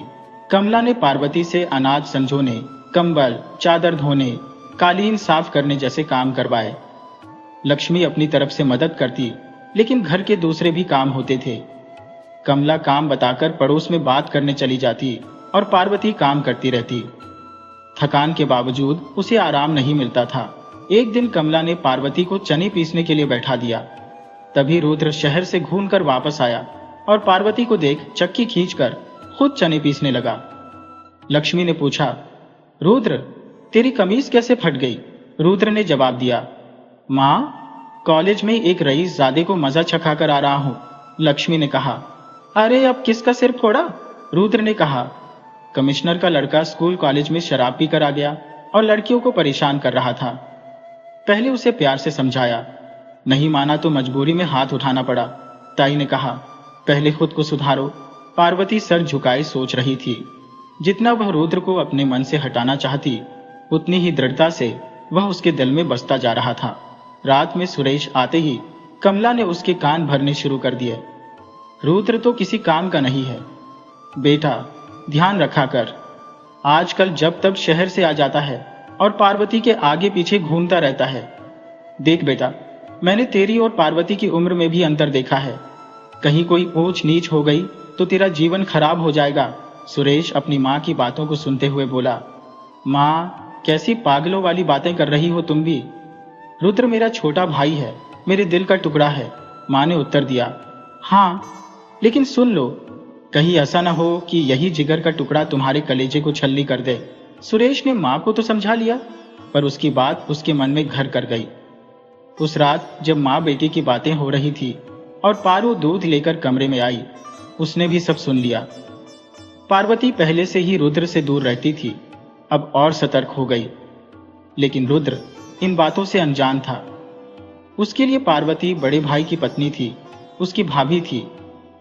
वह देवर के रिश्ते को निभाते हुए कभी उसके लिए अमरूद लाता, कभी बेरिया, कभी कहीं से केरी लाता, तो कभी नन्हा खरगोश पकड़कर उसके हाथ में थमा देता। लो इसे अपने पास रखो, वह कहता, बिल्कुल तुम्हारी तरह सफेद है। अब सुरेश का ध्यान इन छोटी छोटी बातों पर जाने लगा था। एक दिन गांव में लगे मेले में रुद्र साथ चलने की जिद करने लगा। पार्वती उससे बचना चाहती थी, पर रुद्र अधिकार से उसके जीवन में घुसता चला जा रहा था। उस दिन तहसील में जमीन पट्टे का काम होने से माँ बेटा दोनों घर से बाहर थे। दोपहर के भोजन के बाद पार्वती अपनी कार की लक्ष्मी के कमरे में जमीन पर लेटी हुई थी और लक्ष्मी की बातें सुन रही थी कि अचानक रुद्र आ धमका। रुद्र ने माँ से कपड़े मांगते हुए कहा, माँ मेरे कपड़े निकाल दो, जबरदस्त मेला लगा है। लक्ष्मी ने कमरे की बत्ती जला दी। रुद्र ने पार्वती को देखा और पार्वती लज्जा से बाहर चली गई। रुद्र को इससे कोई खास फर्क नहीं पड़ा। तैयार होकर वह घर से निकल गया। लक्ष्मी ने आवाज दी, अपनी भाभी को भी साथ ले जा, सारा दिन घर में पड़ी रहती है। पार्वती के लाख मना करने पर भी रुद्र ने उसकी नहीं सुनी। उसे मोटरबाइक पर बैठाकर मेला घुमाने ले गया। वर्षों बाद पार्वती किसी मेले में आई थी। 5-6 साल की उम्र में जब वह अपनी माँ के साथ मेले में आई थी, झूले पर बैठना, चूड़ियों की दुकान से खरीदारी करना, गुब्बारों को छर्रे वाली बंदूक से फोड़ना और रिंग उछालकर टेडी बियर जीतना, सब कुछ जैसे फिर से जीवंत हो गया। रुद्र भी उसके साथ बच्चे बन गया था। गोलगप्पों के ठेले पर चटकारे लेते हुए दोनों ने मस्ती की। पर घर पहुंचते ही महाभारत शुरू हो गई। सुरेश ने आंगन में इंतजार कर रहे दोनों को घूर कर देखा। मुझसे बिना पूछे ही घूमने निकल गई, उसने गुस्से में कहा। बड़ा शौक है बाहर घूमने का, काम धाम छोड़कर बाहर घूमती फिरती है, लक्ष्मी ने समझाया। नहीं सुरेश, मैंने ही पार्वती को भेजा था, वरना वह तो घर ही बैठी थी। मुझे लगा सारा काम तो हो चुका है, बेचारी थोड़ी बाजार की रौनक देख ले, सुरेश ने कहा। उसकी गलती को अपने सिर मत लो। देखो, ये कोई वक्त है घर लौटने का? जाना ही था तो कम से कम रात का खाना तो बना जाती। अब इनके घूमने फिरने के कारण आपको और माँ को सारी रोटियां बेलनी पड़ी ना। पार्वती आंखों में आंसू लिए अंदर चली गई। रुद्र गाड़ी उठाकर वापस बाहर निकल गया, लेकिन उस रात पार्वती सो नहीं पाई। सुरेश का गुस्सा दुर्वासा ऋषि जैसा था। रात भर उसकी बेल्ट और लात खून से सहते हुए पार्वती के आंसू थम नहीं रहे थे। जब कोई व्यक्ति संकीर्ण मानसिकता अपना लेता है तो उसे सच्चाई का भान भी नहीं रहता। वह धीरे धीरे अपने मन में एक जटिल ताना बाना बुन लेता है, जिससे बाहर निकलना असंभव होता है। सुरेश भी सामान्य देवर भाभी के रिश्ते को प्रेमी प्रेमिका का रूप देने लगा। सुरेश, जो पहले कभी पार्वती से ऊंची आवाज में बात नहीं करता था, अब हर छोटी बड़ी बात पर उसे डांटने लगा। कभी गुस्से में उसकी थाली फेंक देता तो कभी चाय ठंडी होने पर बिना पिए ही छोड़ जाता। सुरेश अब शराब भी पीने लगा था और अक्सर बिना किसी वजह के झगड़ा शुरू कर देता। जब एक आदमी अपनी औरत पर हाथ उठाता है तो उसे रोकना मुश्किल ही नहीं, नामुमकिन सा हो जाता है। पार्वती को सब समझ आ रहा था, लेकिन वह करती भी क्या? बेचारी आंसू बहाते हुए बस सोचती रहती कि क्या करूं, क्या न करूं। रुद्र से भी वह कुछ नहीं कह सकती थी, क्योंकि उस रात के बाद रुद्र घर नहीं लौटा था। उसे यह पता था कि पार्वती पर अत्याचार हो रहा है, पर सुरेश भी उसे सता रहा है, इसका उसे बिल्कुल भान नहीं था। ताई की नफरत से वह बचपन से ही वाकिफ था, लेकिन वह इसे ताई का सामान्य स्वभाव ही समझता था। उसकी ताई उसकी सुंदरता से जलती थी, यह तो उसे पता था, पर ताई की जलन की गहराई का अंदाजा उसे नहीं था। रुद्र के कॉलेज में छात्र संघ के चुनाव की तैयारी चल रही थी। इस वर्ष उसका फाइनल ईयर था और उसी की कक्षा से चुनाव में एक लड़का खड़ा हो रहा था। कॉलेज में सालों से एक ही पार्टी का दबदबा था और वही पार्टी के गुंडे कॉलेज में अपनी धौंस जमाते थे। कुछ बार रुद्र का सामना भी उनसे हुआ था, पर उसने ध्यान नहीं दिया था। एक शाम वह अपने कमरे में बैठा राजनीति शास्त्र की किताबें पढ़ रहा था कि दरवाजे पर जोर से दस्तक हुई। उसने दरवाजा खोला तो सामने उसका रूममेट अनिकेत खड़ा था, जगह जगह से कटा फटा। अनिकेत उसे अंदर खींच लाया और बोला, क्या हाल बना रखा है? क्या हुआ? अनिकेत बोला, भैया जी के गुंडे कैंटीन में आ गए और अपनी मनमानी करने लगे। अब तो हद हो गई है, किसी को इनके खिलाफ खड़ा होना होगा, वरना ये जिंदगी नर्क बना देंगे। रुद्र को गुस्सा तो आया, लेकिन उसने खुद को संभाल लिया। तुम डरते रहोगे तो वो डराते रहेंगे, रुद्र ने कहा। अब तक उनसे भागने की बजाय उनका सामना नहीं करोगे तो वे ऐसे ही सर पर चढ़कर नाचेंगे। तुम खुद क्यों नहीं खड़े होते उनके खिलाफ? अनिकेत बोला, भाई इतनी हिम्मत होती तो ऐसे मार नहीं खाता। रुद्र ने मेडिकल किट लाकर उसकी पट्टी की और उसके लिए चाय और बिस्कुट लाया। अनिकेत ने कहा, आज भी खाना नहीं बनाया तूने? रुद्र हंसकर बोला, क्या करूं भाई, किताब पढ़ने बैठता हो तो कुछ और याद ही नहीं रहता। चाय पी, मैं फटाफट तेरे लिए कुछ बनाता हूं। रुद्र ने रसोई में जाकर 2 प्लेटों में नाश्ता बनाया। तभी गांव के मुन्ना काका कमरे में आए, हाथ में मिठाई का डिब्बा लिए। उन्होंने डिब्बा रुद्र और अनिकेत की तरफ बढ़ाते हुए कहा, रुद्र बेटा, हमारी बेटी की शादी तय हो गई है और जमीन का विवाद भी सुरेश ने सुलटा दिया है। बहुत खुश हैं हम। तुम्हारे घर भी गए थे मिठाई देने, लेकिन कोई मिला नहीं तो सोचा तुम्हें ही देते जाए। रुद्र ने सिर हिलाकर हाँ कहा। वह सोचने लगा, आखिर घर पर कोई भी कैसे नहीं था। अगले ही दिन शनिवार था और बहुत दिनों से वह घर नहीं जा पाया था। उसने अपने कुछ कपड़े बैग में ठूस लिए। अनिकेत ने कहा, इतनी पैकिंग तो कभी तूने की नहीं? रुद्र बोला, हाँ, इस बार सोच रहा हूं, हफ्ता भर रुककर ही आऊंगा। माँ भी नाराज रहती है कि घर नहीं आता। अब उन्हें क्या बताऊं कि किन सब कामों में फंसा हूं। सामान बांधकर वह बालकनी की तरफ चला गया। सावन मास का मेला लगा हुआ था। कमला और लक्ष्मी भी मेला देखने जा रही थी। लक्ष्मी ने पार्वती से साथ चलने के लिए पूछा, पर घर के काम की वजह से पार्वती रुक गई। देर रात सुरेश घर आया। पार्वती ने उसकी थाली परोसी, जिसमें कद्दू की सब्जी देखकर सुरेश भड़क गया। उसने गुस्से में कहा, कितनी बार कहा है कद्दू मत बनाया कर, पर तेरे दिमाग में भूसा भरा है। पार्वती ने कहा, अम्मा जी ने कहा था इसलिए बनाना पड़ा। मैं अभी कुछ और बनाकर ले आती हूं। सुरेश चिल्लाने लगा, बस कर, ये पतिव्रता वाला नाटक। मुझे सब पता है, मेरे पीछे तुम दोनों के बीच क्या चल रहा है। इसी के लिए कद्दू बनाया है ना? मुझे पता है, रुद्र को कद्दू बहुत पसंद है। पार्वती बोली, ऐसा नहीं है, आप गलत समझ रहे हैं। सुरेश ने गुस्से में कहा, अब तू मुझे समझाएगी? तेरी इतनी हिम्मत? मेरे घर में सब मेरे हिसाब से चलता है, वरना छोटी पकड़कर खींचकर बाहर फेंक दूंगा। एक बार रात भर ओस में पड़ी रहेगी, तब अक्ल ठिकाने आएगी। पार्वती ने कहा, आप इतना नाराज क्यों हो रहे हैं? बैठिए, मैं कुछ और बनाकर ले आती हूँ। सुरेश ने गुस्से में थाली उठाई और पार्वती पर फेंक दी। वह तेज बारिश में बाहर निकल गया। शक से भरी आंखों के पीछे खड़ा रुद्र ये सब देख रहा था। हर शनिवार कॉलेज की छुट्टी के बाद वह घर आता था, पर इस बार बहुत समय बाद लौटा था। रुद्र सोच रहा था, इतने दिनों बाद घर आऊंगा तो सब कितने खुश होंगे, पर जो उसने सुना उस पर विश्वास नहीं हुआ। उसने सोचा, भाई के पीछे जाऊं, पर पलटकर कमरे में चला गया। पार्वती रो रही थी। रुद्र ने अपने रूमाल से उसके बहते खून को साफ किया और चुपचाप मरहम पट्टी करने लगा। रुद्र ने पहली बार पार्वती को इतने ध्यान से देखा। इतनी सलोनी सी, कोमल सी लड़की पर इतना अत्याचार हो रहा था। उसके घाव से बहते खून को रोकने में उसे बहुत मशक्कत करनी पड़ी, पर दिल पर लगे जख्मों का क्या, उन्हें कौन देखेगा? रुद्र ने कहा, पारो, मेरे साथ चलो। पार्वती ने बड़ी बड़ी आंसू भरी आंखों से देखा। रुद्र ने कहा, मैंने देखा है, ताई बहुत सताती है और अब भाई भी। तुम मायके क्यों नहीं चली जाती? पार्वती बोली, किसके भरोसे जाऊंगी? मां नहीं है। सौतेली मां पीछा छुड़ाना चाहती थी, इसलिए 12 साल बड़े आदमी से शादी कर दी। रुद्र चुप रह गया। पार्वती ने कहा, मैंने सोचा था कि मेरा विवाह तुमसे हो रहा है। दोनों देर तक चुप बैठे रहे। फिर रुद्र ने कहा, यहां से चली जाओ। पार्वती बोली, तुम यहां रहोगे तो भैया खुश नहीं रहेंगे।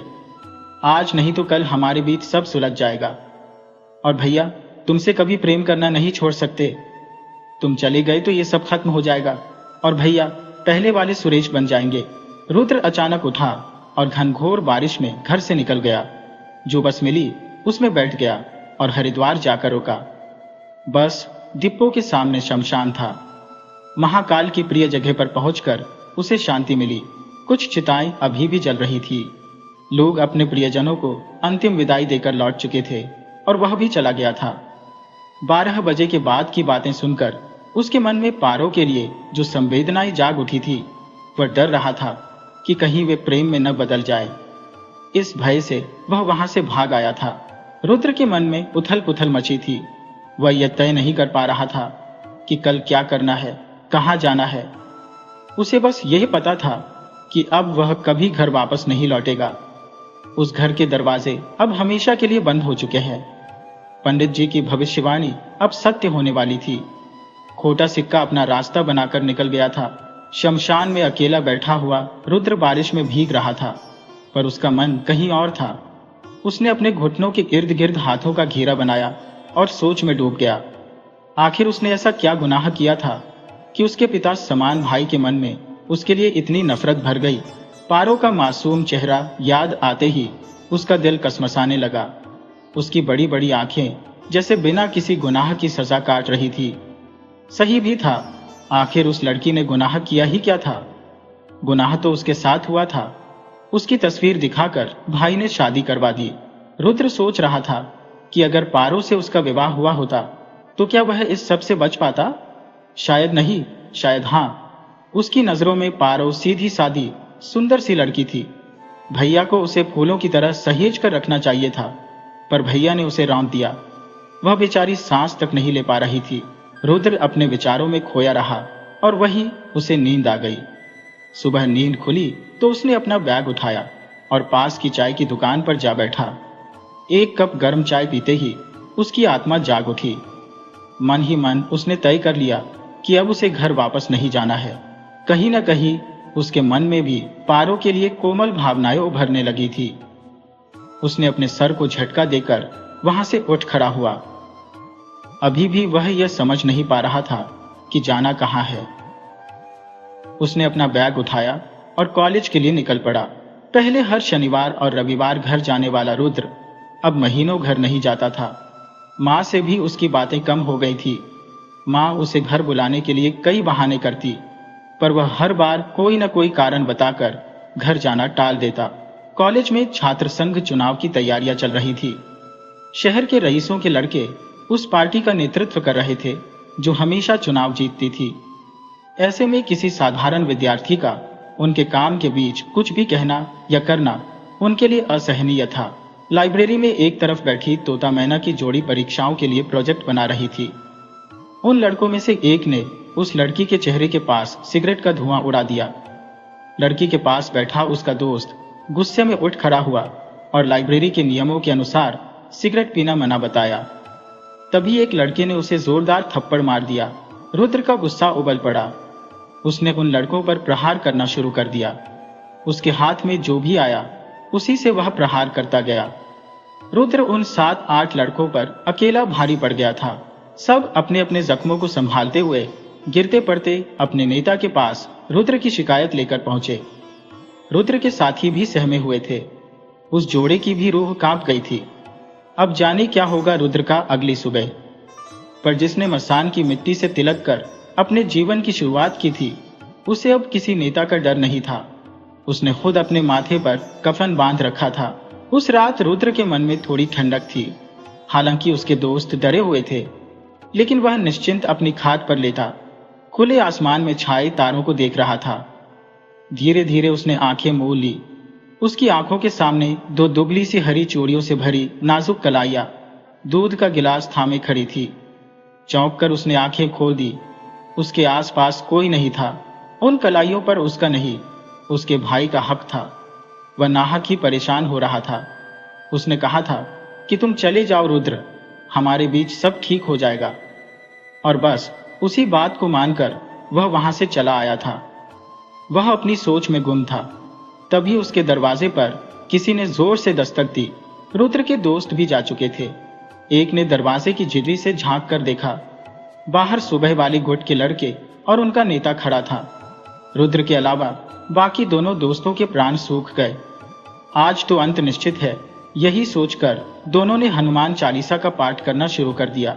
रुद्र ने दरवाजा खोलते हुए कहा, मैं पहले ही साफ कह देता हूं कि मेरे की का बदला मेरे दोस्तों से नहीं लिया जाएगा। जरूरत हो तो मुझसे निपट, लेकिन इन दोनों को हाथ लगाया तो उसका हाथ काट डालूंगा। दरवाजे पर खड़े लड़कों ने रुद्र की हुंकार सुनी और पीछे हट गए। उनका नेता राजवीर सामने आ गया। क्यों बौराए हुए हो भाई? समुद्र मंथन से निकला जहर भी बैठे हो क्या? राजवीर ने पूछा। रुद्र ने कहा, क्या काम है राजवीर? साफ साफ बताओ और यहां से निकलो।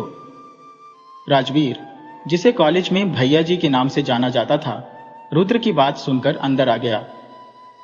हमारी पार्टी में शामिल होने का प्रस्ताव लेकर आया हूं, राजवीर ने कहा। इस बार के कॉलेज इलेक्शन में हमारी पार्टी जीतेगी और हम तुम्हें अध्यक्ष बना देंगे। बोलो, मंजूर है? रुद्र ने कुछ देर सोचने के बाद धीरे से सिर हिला दिया।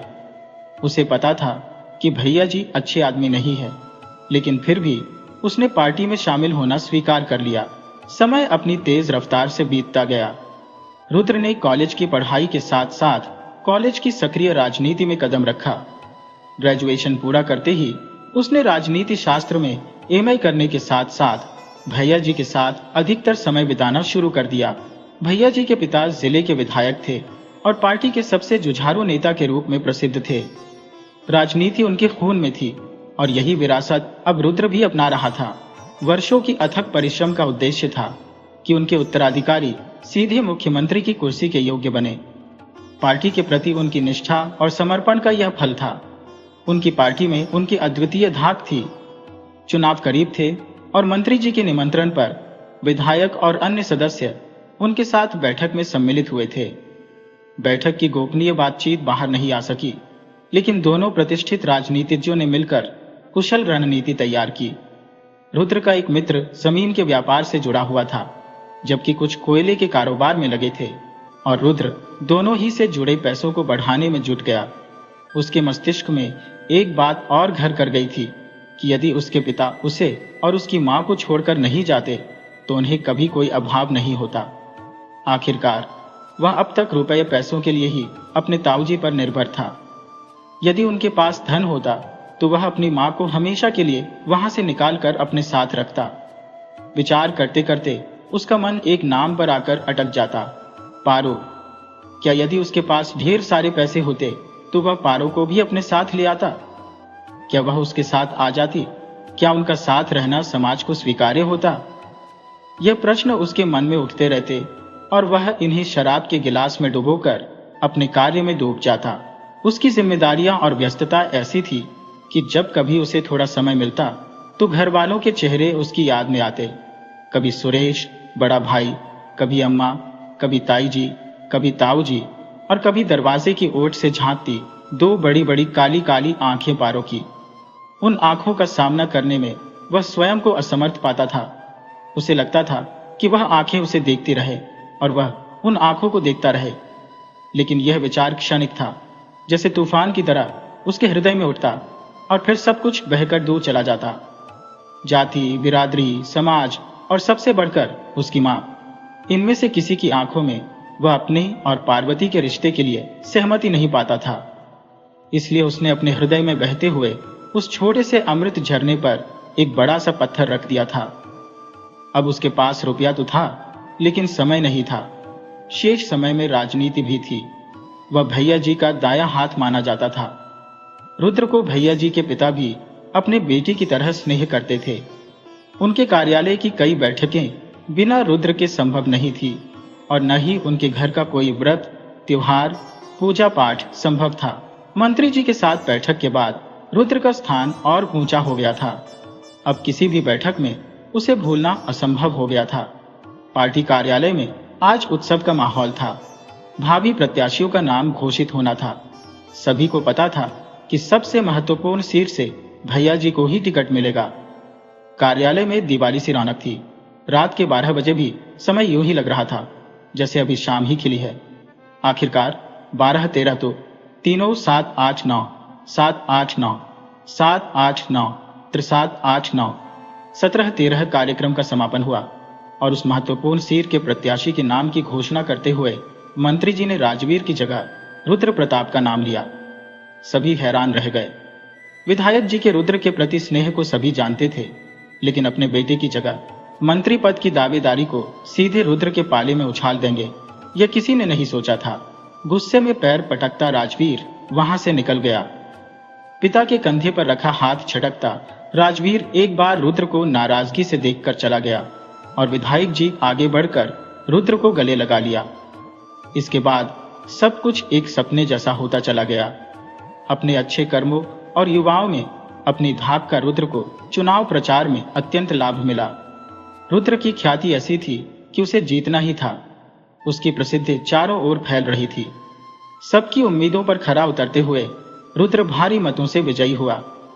यह और बात थी कि राजवीर ने, जो हर समय रुद्र के साथ रहता था, उसे नाराजगी में अकेला छोड़ दिया। रुद्र के बार बार मनाने पर भी राजवीर ने फिर उस दिन के बाद उसका चेहरा नहीं देखा। हालांकि उसके पिता रुद्र के विजय होने तक उसके साई की तरह उसके साथ बने रहे। आज महीनों बाद रुद्र ने अपनी मां को फोन किया। वो भले ही न करे, पर हर हफ्ते उसकी मां बिना बोले ही उसे फोन करके उसका हालचाल पूछ लिया करती थी। बिना पूछे ताया जी और ताई जी की भी खबरें सुना देती थी, पर जिसके बारे में जानना चाहता था उसके बारे में कुछ नहीं कहती थी। त्योहारों के समय बस कभी कभी एक दो बातें कह देती, जैसे दिवाली के लिए पार्वती ने लड्डू बनाए थे, बड़ा स्वाद है बहू के हाथ में, या होली पर तेरी ताई ने बहू को मायके नहीं जाने दिया, बेचारी जब से ब्याह कर आई है मायके का मुंह तक नहीं देखा। इससे ज्यादा वो ना बताती थी और ना ही रुद्र पूछता था। आम चुनाव जीतने के बाद उसे मंत्री जी को धन्यवाद देने जाना था, पर इससे पहले जाने क्यों उसने अपनी खुशी साझा करने के लिए अपनी माँ को फोन लगाया। माँ की जगह ताई ने फोन उठाया। रुद्र की आवाज सुनते ही ताई बिखर गई। तू कहाँ चला गया?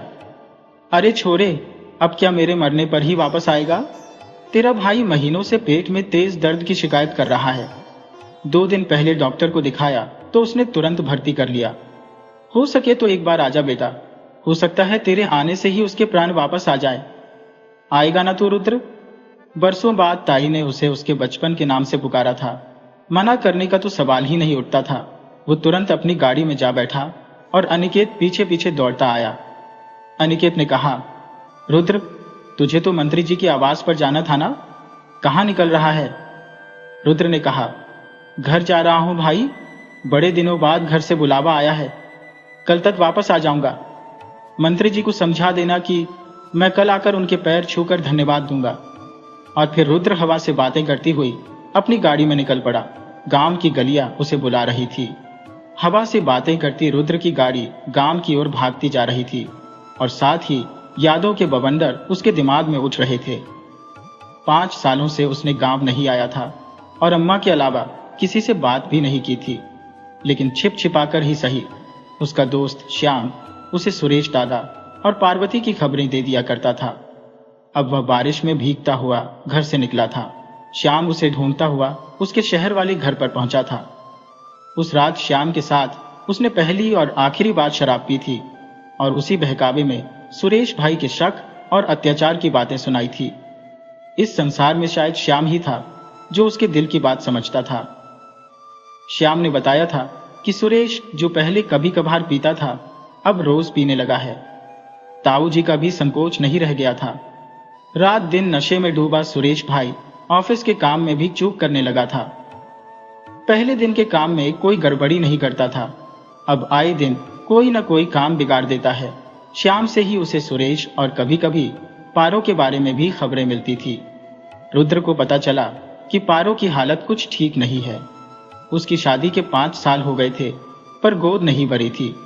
ताई सारी खींच उसी पर निकालती थी। रुद्र सोचता, किस मिट्टी की बनी है यह औरत, क्यों अपने प्रति हो रहे अन्याय के खिलाफ नहीं बोलती। विचारों में मग्न रुद्र अपने गांव कब पहुंच गया उसे पता ही नहीं चला। घर की ओर गाड़ी मोड़ने के बजाय वह सीधा अस्पताल की ओर चला। उसकी गाड़ी से उतरते ही मां दौड़ती हुई आई और उसे सीने से लगा लिया। मां ने बिना बोले ही जाने कितने वर्षों की शिकायत और उलाहने आंसुओं में बहा दिए। बेटे के सीने से लगी मां रोती रही और बेटा उसके सर पर हाथ फिराकर सांत्वना देता रहा। मां को संभालकर एक ओर करके रुद्र ताऊ जी और ताई जी की ओर बढ़ गया। दोनों को प्रणाम करके उसने सिर उठाया तो ताई जी की आंखें दबदबा आई और रुद्र को सीने से लगाकर वो भी रोने लगी। शायद परिस्थितियां इंसान को ऐसे ही कमजोर कर देती है। आज तक अपने बेटे के गर्भ में झूमती, अपने सामने किसी को कुछ नहीं समझने वाली ताई जी आज ईश्वर की करनी के सामने सिर झुकाए खड़ी थी। उन्हें समझ में नहीं आ रहा था कि उन्होंने जो किया उसका परिणाम इतना घातक हो सकता है। अपने कड़वे स्वभाव के कारण ही उन्होंने हमेशा पारो को नाखूनों के नीचे दबाए रखा था।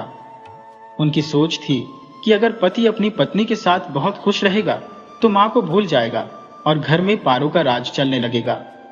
इसी उलझन में कमला ने अनजाने में ही सही अपने बेटे के घर में आग लगा दी थी और आज उसकी आंखों के सामने उसका अपना बेटा झुलस गया था।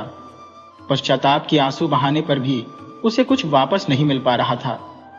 रुद्र भी अपने आंसू नहीं रोक पा रहा था। बड़ी हिम्मत करके उसने सुरेश भैया के लिए वहां खड़े सभी लोगों से पूछ लिया और ताई ने उसे सुरेश के कमरे तक ले गई। तक सुरेश आंखें बंद किए अपने बिस्तर पर लेटा हुआ था। ताई ने धीरे से जाकर उसके बालों में हाथ फिराया और कहा, सुरेश। तो सुरेश ने आंखें खोल दी। सामने रुद्र खड़ा था। रुद्र को देखकर सुरेश की आंखें डबडबा गईं। उसने एक हाथ से धीमे से रुद्र को अपनी ओर बुलाया। रुद्र रोते हुए उसके सीने से लगा और दोनों भाइयों के आंसू नहीं रुक रहे थे। इन आंसुओं में इतने सालों के गिले शिकवे और शिकायतें सब बह गईं। सुरेश का रुद्रपुर किया न्याय बह गया और रुद्र की सारी नाराजगी दूर हो गई। यही तो होता है रक्त का संबंध। चाहे कितने भी दिन अलग रह लें, लेकिन एक दूसरे की तकलीफ इन्हें आपस में बांध के ही रखती है। सुरेश की बीमारी ने उसे लाचार कर दिया था। उसे दिखने लगा था कि उसका अंतिम समय आ गया है और इसी मानसिक भाव ने उसे करुणा से भर दिया था। अब वह एक बार फिर पुराना सुरेश बन गया था, जिसे रुद्र जानता था। डॉक्टरों ने सुरेश के लिए जवाब दे दिया था। उसकी हालत आज रुद्र को देखकर कुछ ठीक लगने लगी थी। 4 दिनों में सुरेश के मुंह में एक दाना भी नहीं गया था। आज रुद्र के हाथों से उसने मुश्किल से दलिया खा लिया था। घर भर के लोगों को आस बंध गई थी कि शायद सुरेश ठीक हो जाए। रुद्र का हृदय मुस्कुरा उठा था। उसे लगने लगा कि अब सब अच्छा हो जाएगा।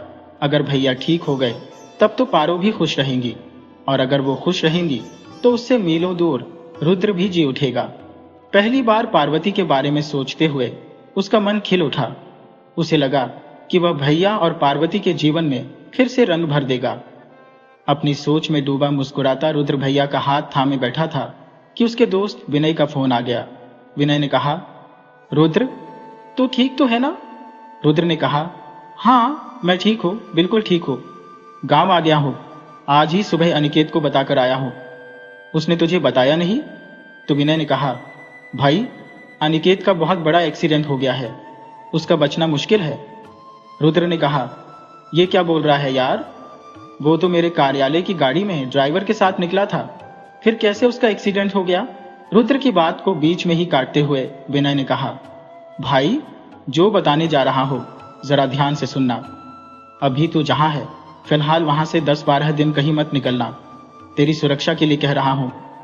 रुद्र ने कहा, मैं समझा नहीं। विनय ने कहा, भाई तुझे मारने का प्लान बनाया जा रहा था।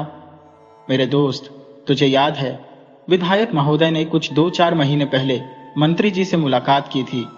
उस मुलाकात में मंत्री जी के एक बॉडीगार्ड के अलावा और कोई नहीं था, पर उसे भी मंत्री जी ने कुछ 10 मिनट के लिए ही किसी काम से बाहर भेज दिया था, और उसी समय विधायक महोदय और मंत्री जी ने यह साजिश रची थी। मंत्री जी का कहना था कि राजवीर और उसके गुर्गों की इमेज आम जनता में इतनी खराब है, अगर उसे सीट दे दी जाए तो वह पक्का हार जाएगा। इसलिए मंत्री जी का कहना था कि ऐसे शख्स को चुनाव में उतारा जाए जिसकी साफ सुथरी छवि का फायदा मिले। मंत्री जी ने ही तेरा नाम सुझाया।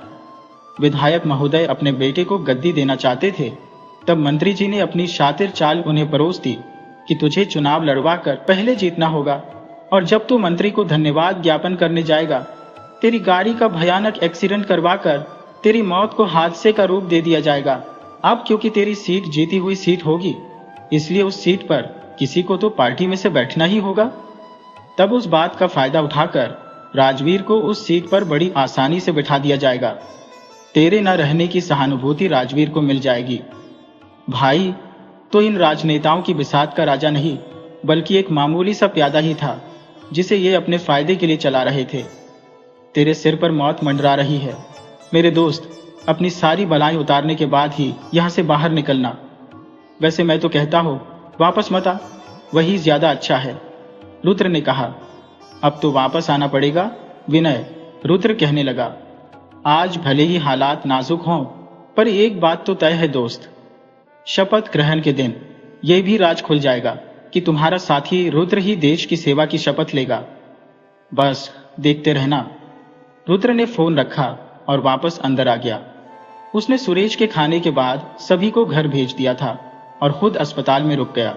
कमरे में जाकर वह सुरेश के पास बैठ गया। उसने सुरेश के माथे पर हाथ रखकर सांत्वना देने की कोशिश की, लेकिन माथा अप्रत्याशित रूप से ठंडा हो चुका था। उसने सुरेश के हाथों को छूकर देखा तो वे भी ठंडे थे। रुद्र भागकर डॉक्टर को बुलाकर लाया।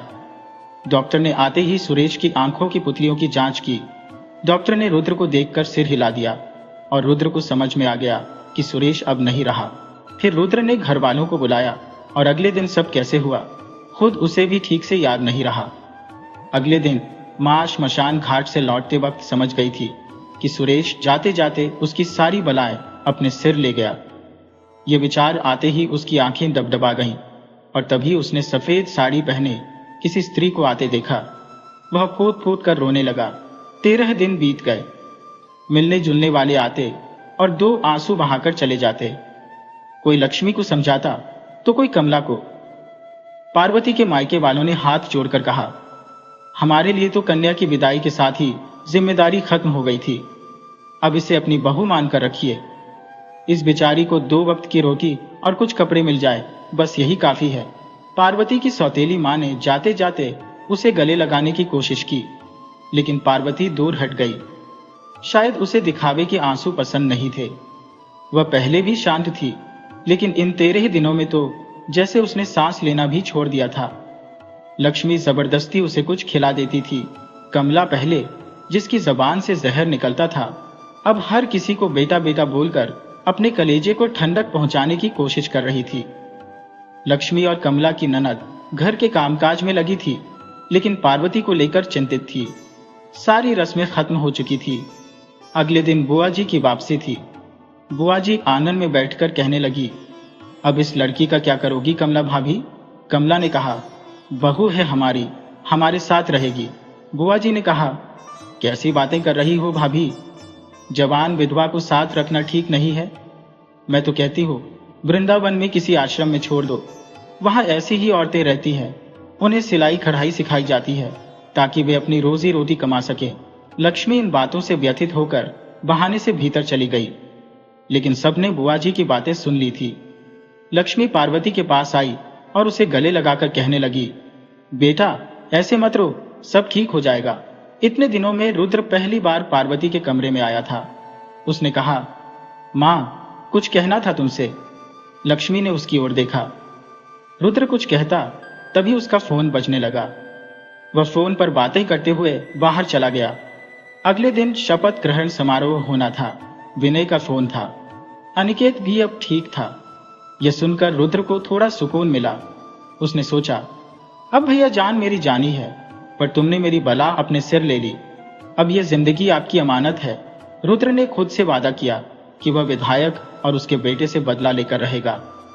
अनिकेत से कहने लगा, मेरी मेहनत से जीती हुई मेरी सीट पर राजवीर नहीं बैठ सकता।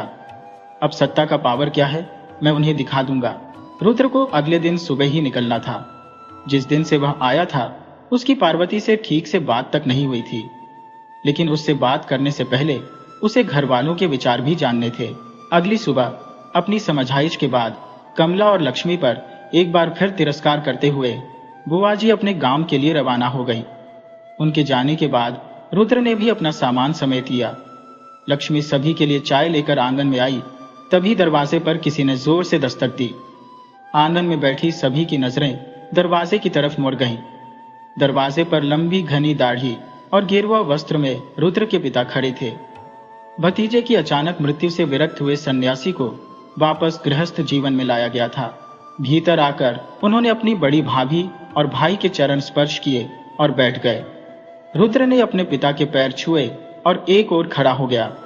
पिता ने कहा, तुझे किसी महत्वपूर्ण कार्य के लिए शहर जाना था ना, तो जा, देर मत कर। अब तेरे नाम का सूर्य उदय होने जा रहा है। रुद्र कभी अपने पिता को कभी अपनी मां को देखता खड़ा रहा। लक्ष्मी ने अपने आंसू पोंछकर अपने पति के चरण स्पर्श किए। उन्होंने कहा, एक गिलास पानी देना और चाय भी बना देना।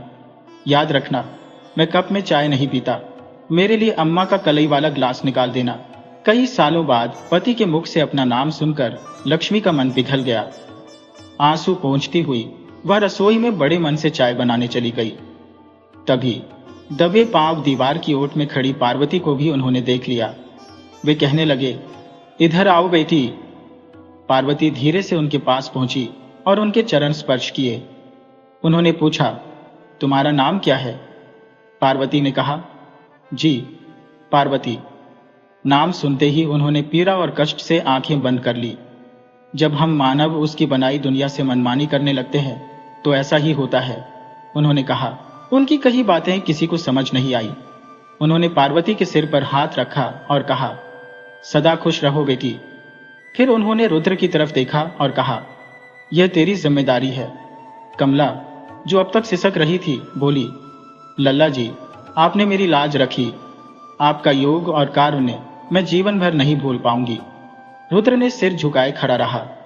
लक्ष्मी के चेहरे पर प्रसन्नता थी, लेकिन पार्वती दृढ़ता से बोली, मुझे यह रिश्ता मंजूर नहीं है। इससे सभी के चेहरे पर निराशा की छाया फैल गई। रुद्र ने ताई से इजाजत ली और पार्वती के कमरे तक गया। क्या हुआ पारो? रुद्र ने पूछा। पार्वती बोली, मुझ पर किसी तरह का एहसान करने की जरूरत नहीं है रुद्र। तुम ये बिल्कुल मत सोचना कि मैं बहुत दुखी हूं। मैंने अपनी पढ़ाई वापस शुरू कर दी थी और नौकरी के लिए आवेदन भी दे दिया है। अब तुम शहर चले जाओ, यहाँ अम्मा, बाबूजी और काकी की जिम्मेदारी मैं ही संभाल लूंगी। रुद्र ने एक बार फिर सबके पैर छुए और बाहर निकल गया। लक्ष्मी का खोटा सिक्का अब अपनी मंजिल पहचान चुका था। पिछली बार के पलायन और इस बार के निर्गमन में बहुत फर्क था। पिछली बार वह सब कुछ छोड़कर गया था, इस बार वह आत्मविश्वास से भरकर सफलता की गद्दी पर विराजमान होकर वापस लौटने की उम्मीद में जा रहा था। और इस बार वह पार्वती को मनाने की कोशिश जरूर करेगा।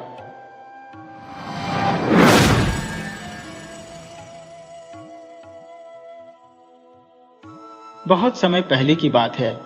शीतला नगरी में दूरपथ नाम का एक राजा शासन करता था। उसकी पत्नी अत्यंत सुंदर और गुणवान थी और राजा भी उससे बहुत प्रेम करता था।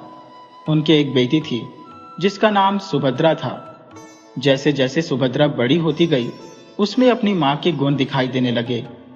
राजकुमारी सुभद्रा को भी नई नई चीजों का शौक था। एक दिन उसने अपने पिता से कहा, पिताजी, मुझे पक्षियों के समान बड़े बड़े पंख चाहिए जिन्हें लगाकर मैं आसमान में उड़ सकूं। राजा उसकी इस अजीब सी मांग पर थोड़ा चकराया, लेकिन उसे अपनी पुत्री की इच्छा पूरी करनी थी। उसने पूरे राज्य में घोषणा कर दी कि जो व्यक्ति राजकुमारी के लिए ऐसे पंख लाएगा जिससे वह उड़ सके, उसे मनचाहा इनाम मिलेगा। राजा की इस अजीबोगरीब घोषणा की चारों ओर चर्चा होने लगी। दूसरे राज्य के एक गांव में दीनबंधु नाम का एक किसान रहता था। उसका एक बेटा था जिसका नाम धर्मबंधु था। धर्मबंधु बहुत समझदार था, लेकिन कामकाज से दूर भागता था। उसके पिता उससे बहुत परेशान रहते थे। एक दिन पिता ने कहा, बेटा, क्या तुमने राजा की घोषणा सुनी है? धर्मबंधु ने उत्तर दिया, हाँ पिताजी, सुनी है। तो फिर तो क्यों कुछ नहीं कर रहा? कहीं से पक्षियों के पंख लिया, राजा बहुत सारा धन देगा और हमारी गरीबी हमेशा के लिए दूर हो जाएगी। पिता की बातों का धर्मबंधु पर प्रभाव पड़ा और वह पंखों की खोज में निकल पड़ा। चलते चलते वह अपने गांव को छोड़कर दूसरे गांव में पहुंच गया, लेकिन वहां भी उसे पंख नहीं मिले। फिर वह और आगे बढ़ गया। जब वह काफी दूर निकल गया तो उसे एक कुआं दिखाई दिया जिसमें एक बुढ़िया पानी निकाल रही थी। वह पानी निकालकर उसे जमीन पर फेंक देती थी और वह पानी एक नाले से होकर कहीं और बह जाता था। बुढ़िया बुरी तरह हाँफ रही थी। धर्मबंधु को उस पर दया आ गई। उसने कहा, बुढ़िया माँ, तुम बहुत थक गई हो, लाओ मैं पानी निकाल देता हूँ। बुढ़िया ने बाल्टी उसके हाथ में दे दी। धर्मबंधु ने पानी निकालना शुरू किया और जब उसने करीब 100 बाल्टियां पानी निकाल लिया तो उसने बाल्टी एक तरफ रख दी और बुढ़िया के पास चला गया। बुढ़िया उसे अपने साथ एक झोपड़ी में ले गई। उसने जो कुछ खाना बनाया था उसमें से थोड़ा सा एक थाली में धर्मबंधु को परोस दिया और थोड़ी देर बाद खुद भी खाने बैठ गई। खाना खाते हुए धर्मबंधु ने पूछा, बुढ़िया माँ, तुम इतनी मेहनत से पानी निकालती हो और फिर उसे इस प्रकार जमीन पर क्यों बहा देती हो? बुढ़िया थोड़ी देर चुप रही, फिर एक लंबी सांस लेकर बोली, बेटा, मैं खेतों की सिंचाई के लिए पानी निकाल रही हूं। लेकिन यहां तो मुझे कोई खेत नजर नहीं आ रहा है, धर्मबंधु ने कहा। बुढ़िया ने उत्तर दिया, वो खेत यहां से 3 कोस दूर एक किले के अंदर है। जो नाला तुमने देखा है वो उस किले तक जाता है। ये किला कभी मेरा था, लेकिन एक दुष्ट जादूगर ने उस पर कब्जा कर लिया है। उसने मेरे जादू को तोड़ दिया और मुझे किले से निकालकर यहाँ पानी निकालने का काम सौंप दिया। मेरा पुत्र भी उसी की कैद में है। खैर छोड़ो, तुम बताओ कहाँ जा रहे हो? बुढ़िया ने पूछा। पूर्णिमा में ऐसे पंखों की तलाश में जा रहा हो जिन्हें पहनकर मैं आकाश में उड़ सकूं। तुम उन पंखों का क्या करोगे? मैं वे पंख राजा दूरपट को दूंगा, जिससे मुझे बड़ा इनाम मिलेगा और हमारी गरीबी हमेशा के लिए समाप्त हो जाएगी। बुढ़िया ने धीरे धीरे कहा, मैं तुम्हारी इस कठिनाई को दूर कर सकती हूँ। मैं तुम्हें एक ऐसा वृक्ष बता सकती हूँ जिसके पत्तों से पंख बनाकर आदमी आकाश में उड़ सकता है। धर्मबंधु ने उत्तेजना से पूछा, वो वृक्ष कहाँ है? जल्दी बताओ। इसके लिए तुम्हें मेरा एक काम करना होगा, बुढ़िया ने गंभीर स्वर में कहा। मैं अब बूढ़ी हो गई हूँ, मुझ में इतनी शक्ति नहीं है कि उस दुष्ट जादूगर से मुकाबला कर सको, तुम्हें उस जादूगर को मारना होगा और मेरे बेटी को उसकी कैद से मुक्त करना होगा। धर्मबंधु यह सुनकर निराश हो गया। वह सोचने लगा कि कैसे वह जादूगर का सामना कर सकेगा। फिर भी उसने बुढ़िया से किले का पता पूछा और नाले के किनारे किनारे आगे बढ़ने लगा। काफी दूर चलने के बाद वह एक पेड़ के नीचे बैठ गया और अपनी पोटली से बचा खुचा खाना निकालकर खाने लगा। तभी एक बड़ा सा बिच्छू पेड़ से गिरकर उसके सामने आ गया। बिच्छू ने उसकी ओर देखते हुए कहा, तुमने भोजन किया है, मुझे भी कुछ खाने को दो। धर्मबंधु ने बिच्छू को भी खाना दिया। थोड़ी ही देर में बिच्छू उससे घुल मिल गया और बोला, तुमने मेरी सहायता की है, मैं इस एहसान का बदला कभी नहीं चुका सकूंगा। यदि तुम चाहो तो मुझे अपने साथ रख लो, कभी न कभी तुम्हारे काम आऊंगा। धर्मबंधु ने आश्चर्य से बिच्छू को देखा, जो मनुष्यों की भाषा में बात कर रहा था। खैर उसने बिच्छू को अपने साथ ले लिया और दोनों आगे बढ़ चले। शाम होने लगी और किला दूर से दिखाई देने लगा। धीरे धीरे अंधेरा होते होते वह किले के द्वार तक पहुंच गया।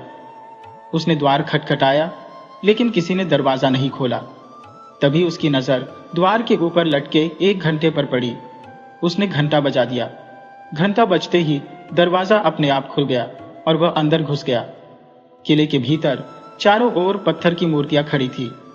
धर्मबंधु मन ही मन डर रहा था, सोच रहा था कि जादूगर का सामना कैसे करेगा। चलते चलते वह एक महल जैसा भवन देखता है और उसमें घुस जाता है। अंदर जाने के लिए एक सीढ़ी थी और धर्मबंधु उस सीढ़ी से नीचे उतरने लगा। नीचे पहुंचने पर उसने देखा कि वह एक विशाल कक्ष में है। आगे बढ़ने पर उसने पाया कि अब वह खुले आसमान के नीचे है, जहां समुद्र की लहरें गरज रही थी। वह समुद्र के किनारे टहलने लगा। तभी एक विशाल केकड़े के समान भयानक जीव ने उसे अपने शिकंजे में जकड़ लिया। धर्मबंधु उस विकराल जीव का चेहरा देखकर बेहोश हो गया। जब उसे होश आया तो उसने खुद को एक अंधेरी गुफा में पाया। वहां सड़े हुए मांस की गंध फैल रही थी। उसकी सांस घुटने लगी और चारों ओर बिखरी हुई मानव अस्थियां देखकर उसकी रूह कांप गई। धर्मबंधु वहां से भागने का रास्ता खोजने लगा। काफी दूर चलने के बाद उसे गुफा में हल्की सी रोशनी दिखाई दी। उसने सोचा शायद दिन निकल आया है और सूरज की रोशनी गुफा में प्रवेश कर रही है। वह तेजी से उसी दिशा में बढ़ने लगा जहां से उसे रोशनी दिखाई दे रही थी। तभी धर्मबंधु की आंखें आश्चर्य से फटी की फटी रह गईं। वहां गुफा के अंदर हीरे जवाहरातों का खजाना बिखरा पड़ा था और उन हीरों से निकलती किरणें पूरे गुफा को चमक से भर रही थी। वो क्षण भर के लिए उस खजाने की चमक से मंत्रमुग्ध हो गया और अपना असली उद्देश्य भूल गया। उसके मन में धन बटोरने की इच्छा जाग उठी और वह खजाने की ओर बढ़ने लगा।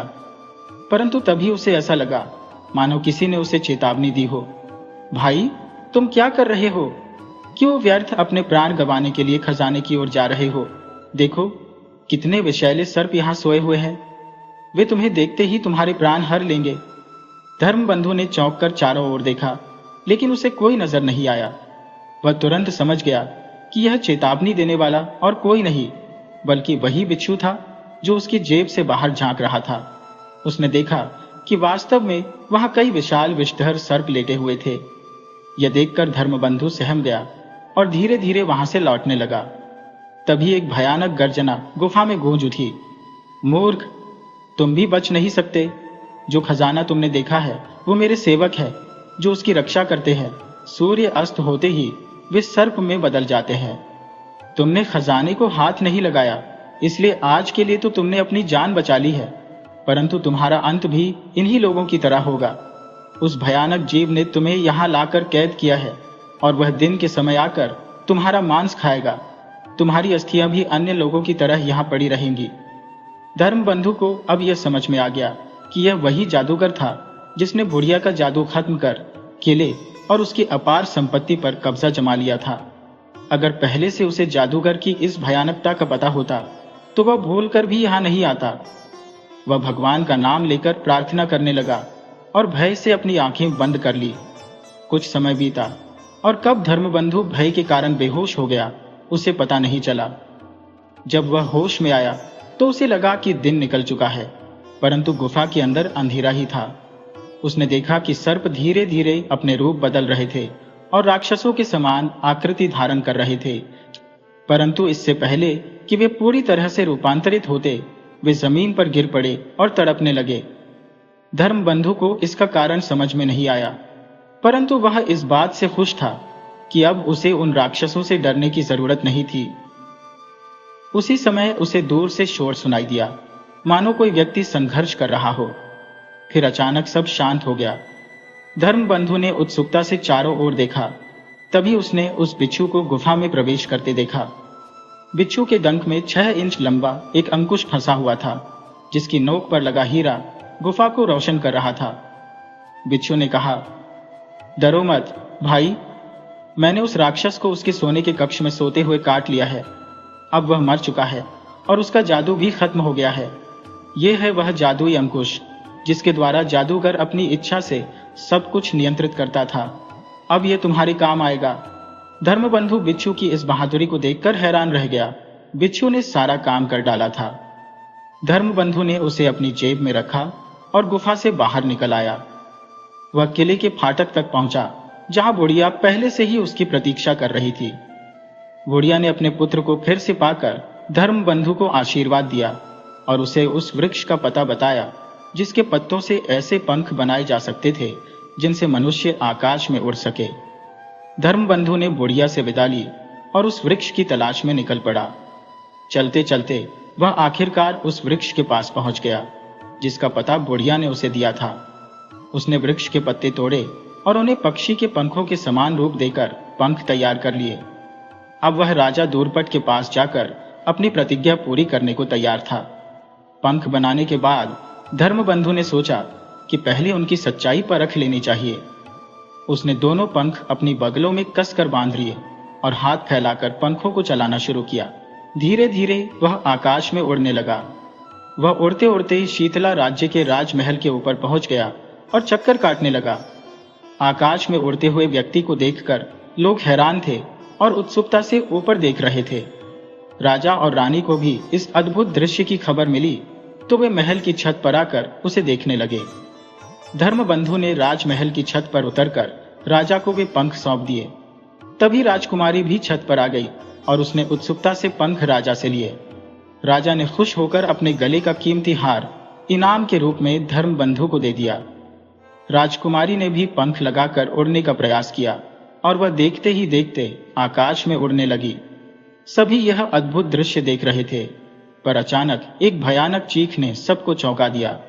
राजकुमारी बचाओ बचाओ चिल्ला रही थी, क्योंकि वह उतरना चाहती थी, लेकिन एक अनजान शक्ति उसे दूर आकाश की ओर खींचे जा रही थी। सभी के चेहरे पर चिंता की लकीरें साफ नजर आ रही थी। राजकुमारी पलक झपकते ही सभी की नजरों से ओझल हो गई। राजा ने धर्मबंधु से कहा, युवक, तुम सच में एक अद्भुत वस्तु लेकर आए थे, पर न जाने हमारी पुत्री पर यह कौन सा संकट आ पड़ा है। अगर तुम हमारी पुत्री को ढूंढ लाओगे तो मैं तुम्हारा विवाह राजकुमारी से कर दूंगा और आधा राजपाट भी तुम्हें सौंप दूंगा। लेकिन अगर असफल रहे तो तुम्हें इसका मूल्य अपने प्राण देकर चुकाना होगा। धर्मबंधु यह सुनकर महल से बाहर निकल आया और सोचने लगा कि अब वह कैसे और कहां से राजकुमारी का पता लगाए। तभी बिच्छू ने कहा, भाई, इतनी चिंता क्यों करते हो? तुम्हारे पास जादू का अंकुश है, उसका उपयोग क्यों नहीं करते? ये सुनते ही धर्मबंधु ने अपनी कमर से जादुई अंकुश निकाला और कहा, मुझे वहां ले चलो जहां राजकुमारी गई है। दूसरे ही क्षण वह अंकुश की मदद से आकाश में उड़ने लगा। कुछ समय बाद वह उसी जगह पहुंच गया जहां पहले बुढ़िया से मिला था। वहां उसे राजकुमारी भी दिखाई दी, जो उस समय बुढ़िया के पुत्र से जबरदस्ती विवाह करने जा रही थी। धर्मबंधु तुरंत समझ गया कि यह बुढ़िया ही थी जिसने जादू के बल पर राजकुमारी को यहां खींचा था। बुढ़िया ने उसे देखकर क्रोध में कहा, तुम यहां क्यों आए हो? धर्मबंधु ने शांतिपूर्वक जवाब दिया, मैं राजकुमारी को लेने आया हूं। बुढ़िया चिल्लाई, नहीं, तुम राजकुमारी को यहां से नहीं ले जा सकते। धर्मबंधु ने कहा, तुमने अपनी चालबाजी से राजकुमारी को यहां खींचा है, लेकिन अब तुम्हें तुम्हारे की सजा मिलेगी। ये कहते हुए धर्मबंधु ने जादुई अंकुश उठाया और आदेश दिया, बुढ़िया को भस्म कर दो। अगले ही क्षण बुढ़िया और उसका पुत्र दोनों भस्म हो गए। धर्मबंधु ने वहां का सारा धन अपने कब्जे में ले लिया और राजकुमारी को लेकर शीतला नगरी लौट आया। राजा ने खुश होकर राजकुमारी का विवाह धर्मबंधु से कर दिया और आधा राज्य भी उसे सौंप दिया। धर्मबंधु ने अपने पिता को भी बुलवा लिया और उस किले को अपनी राजधानी बनाकर सुख शांति और वैभव से राज्य करने लगा। दोस्तों, अगर आपको हमारी कहानी पसंद आई हो तो कृपया हमारे चैनल को लाइक करें, सब्सक्राइब करें और शेयर करें।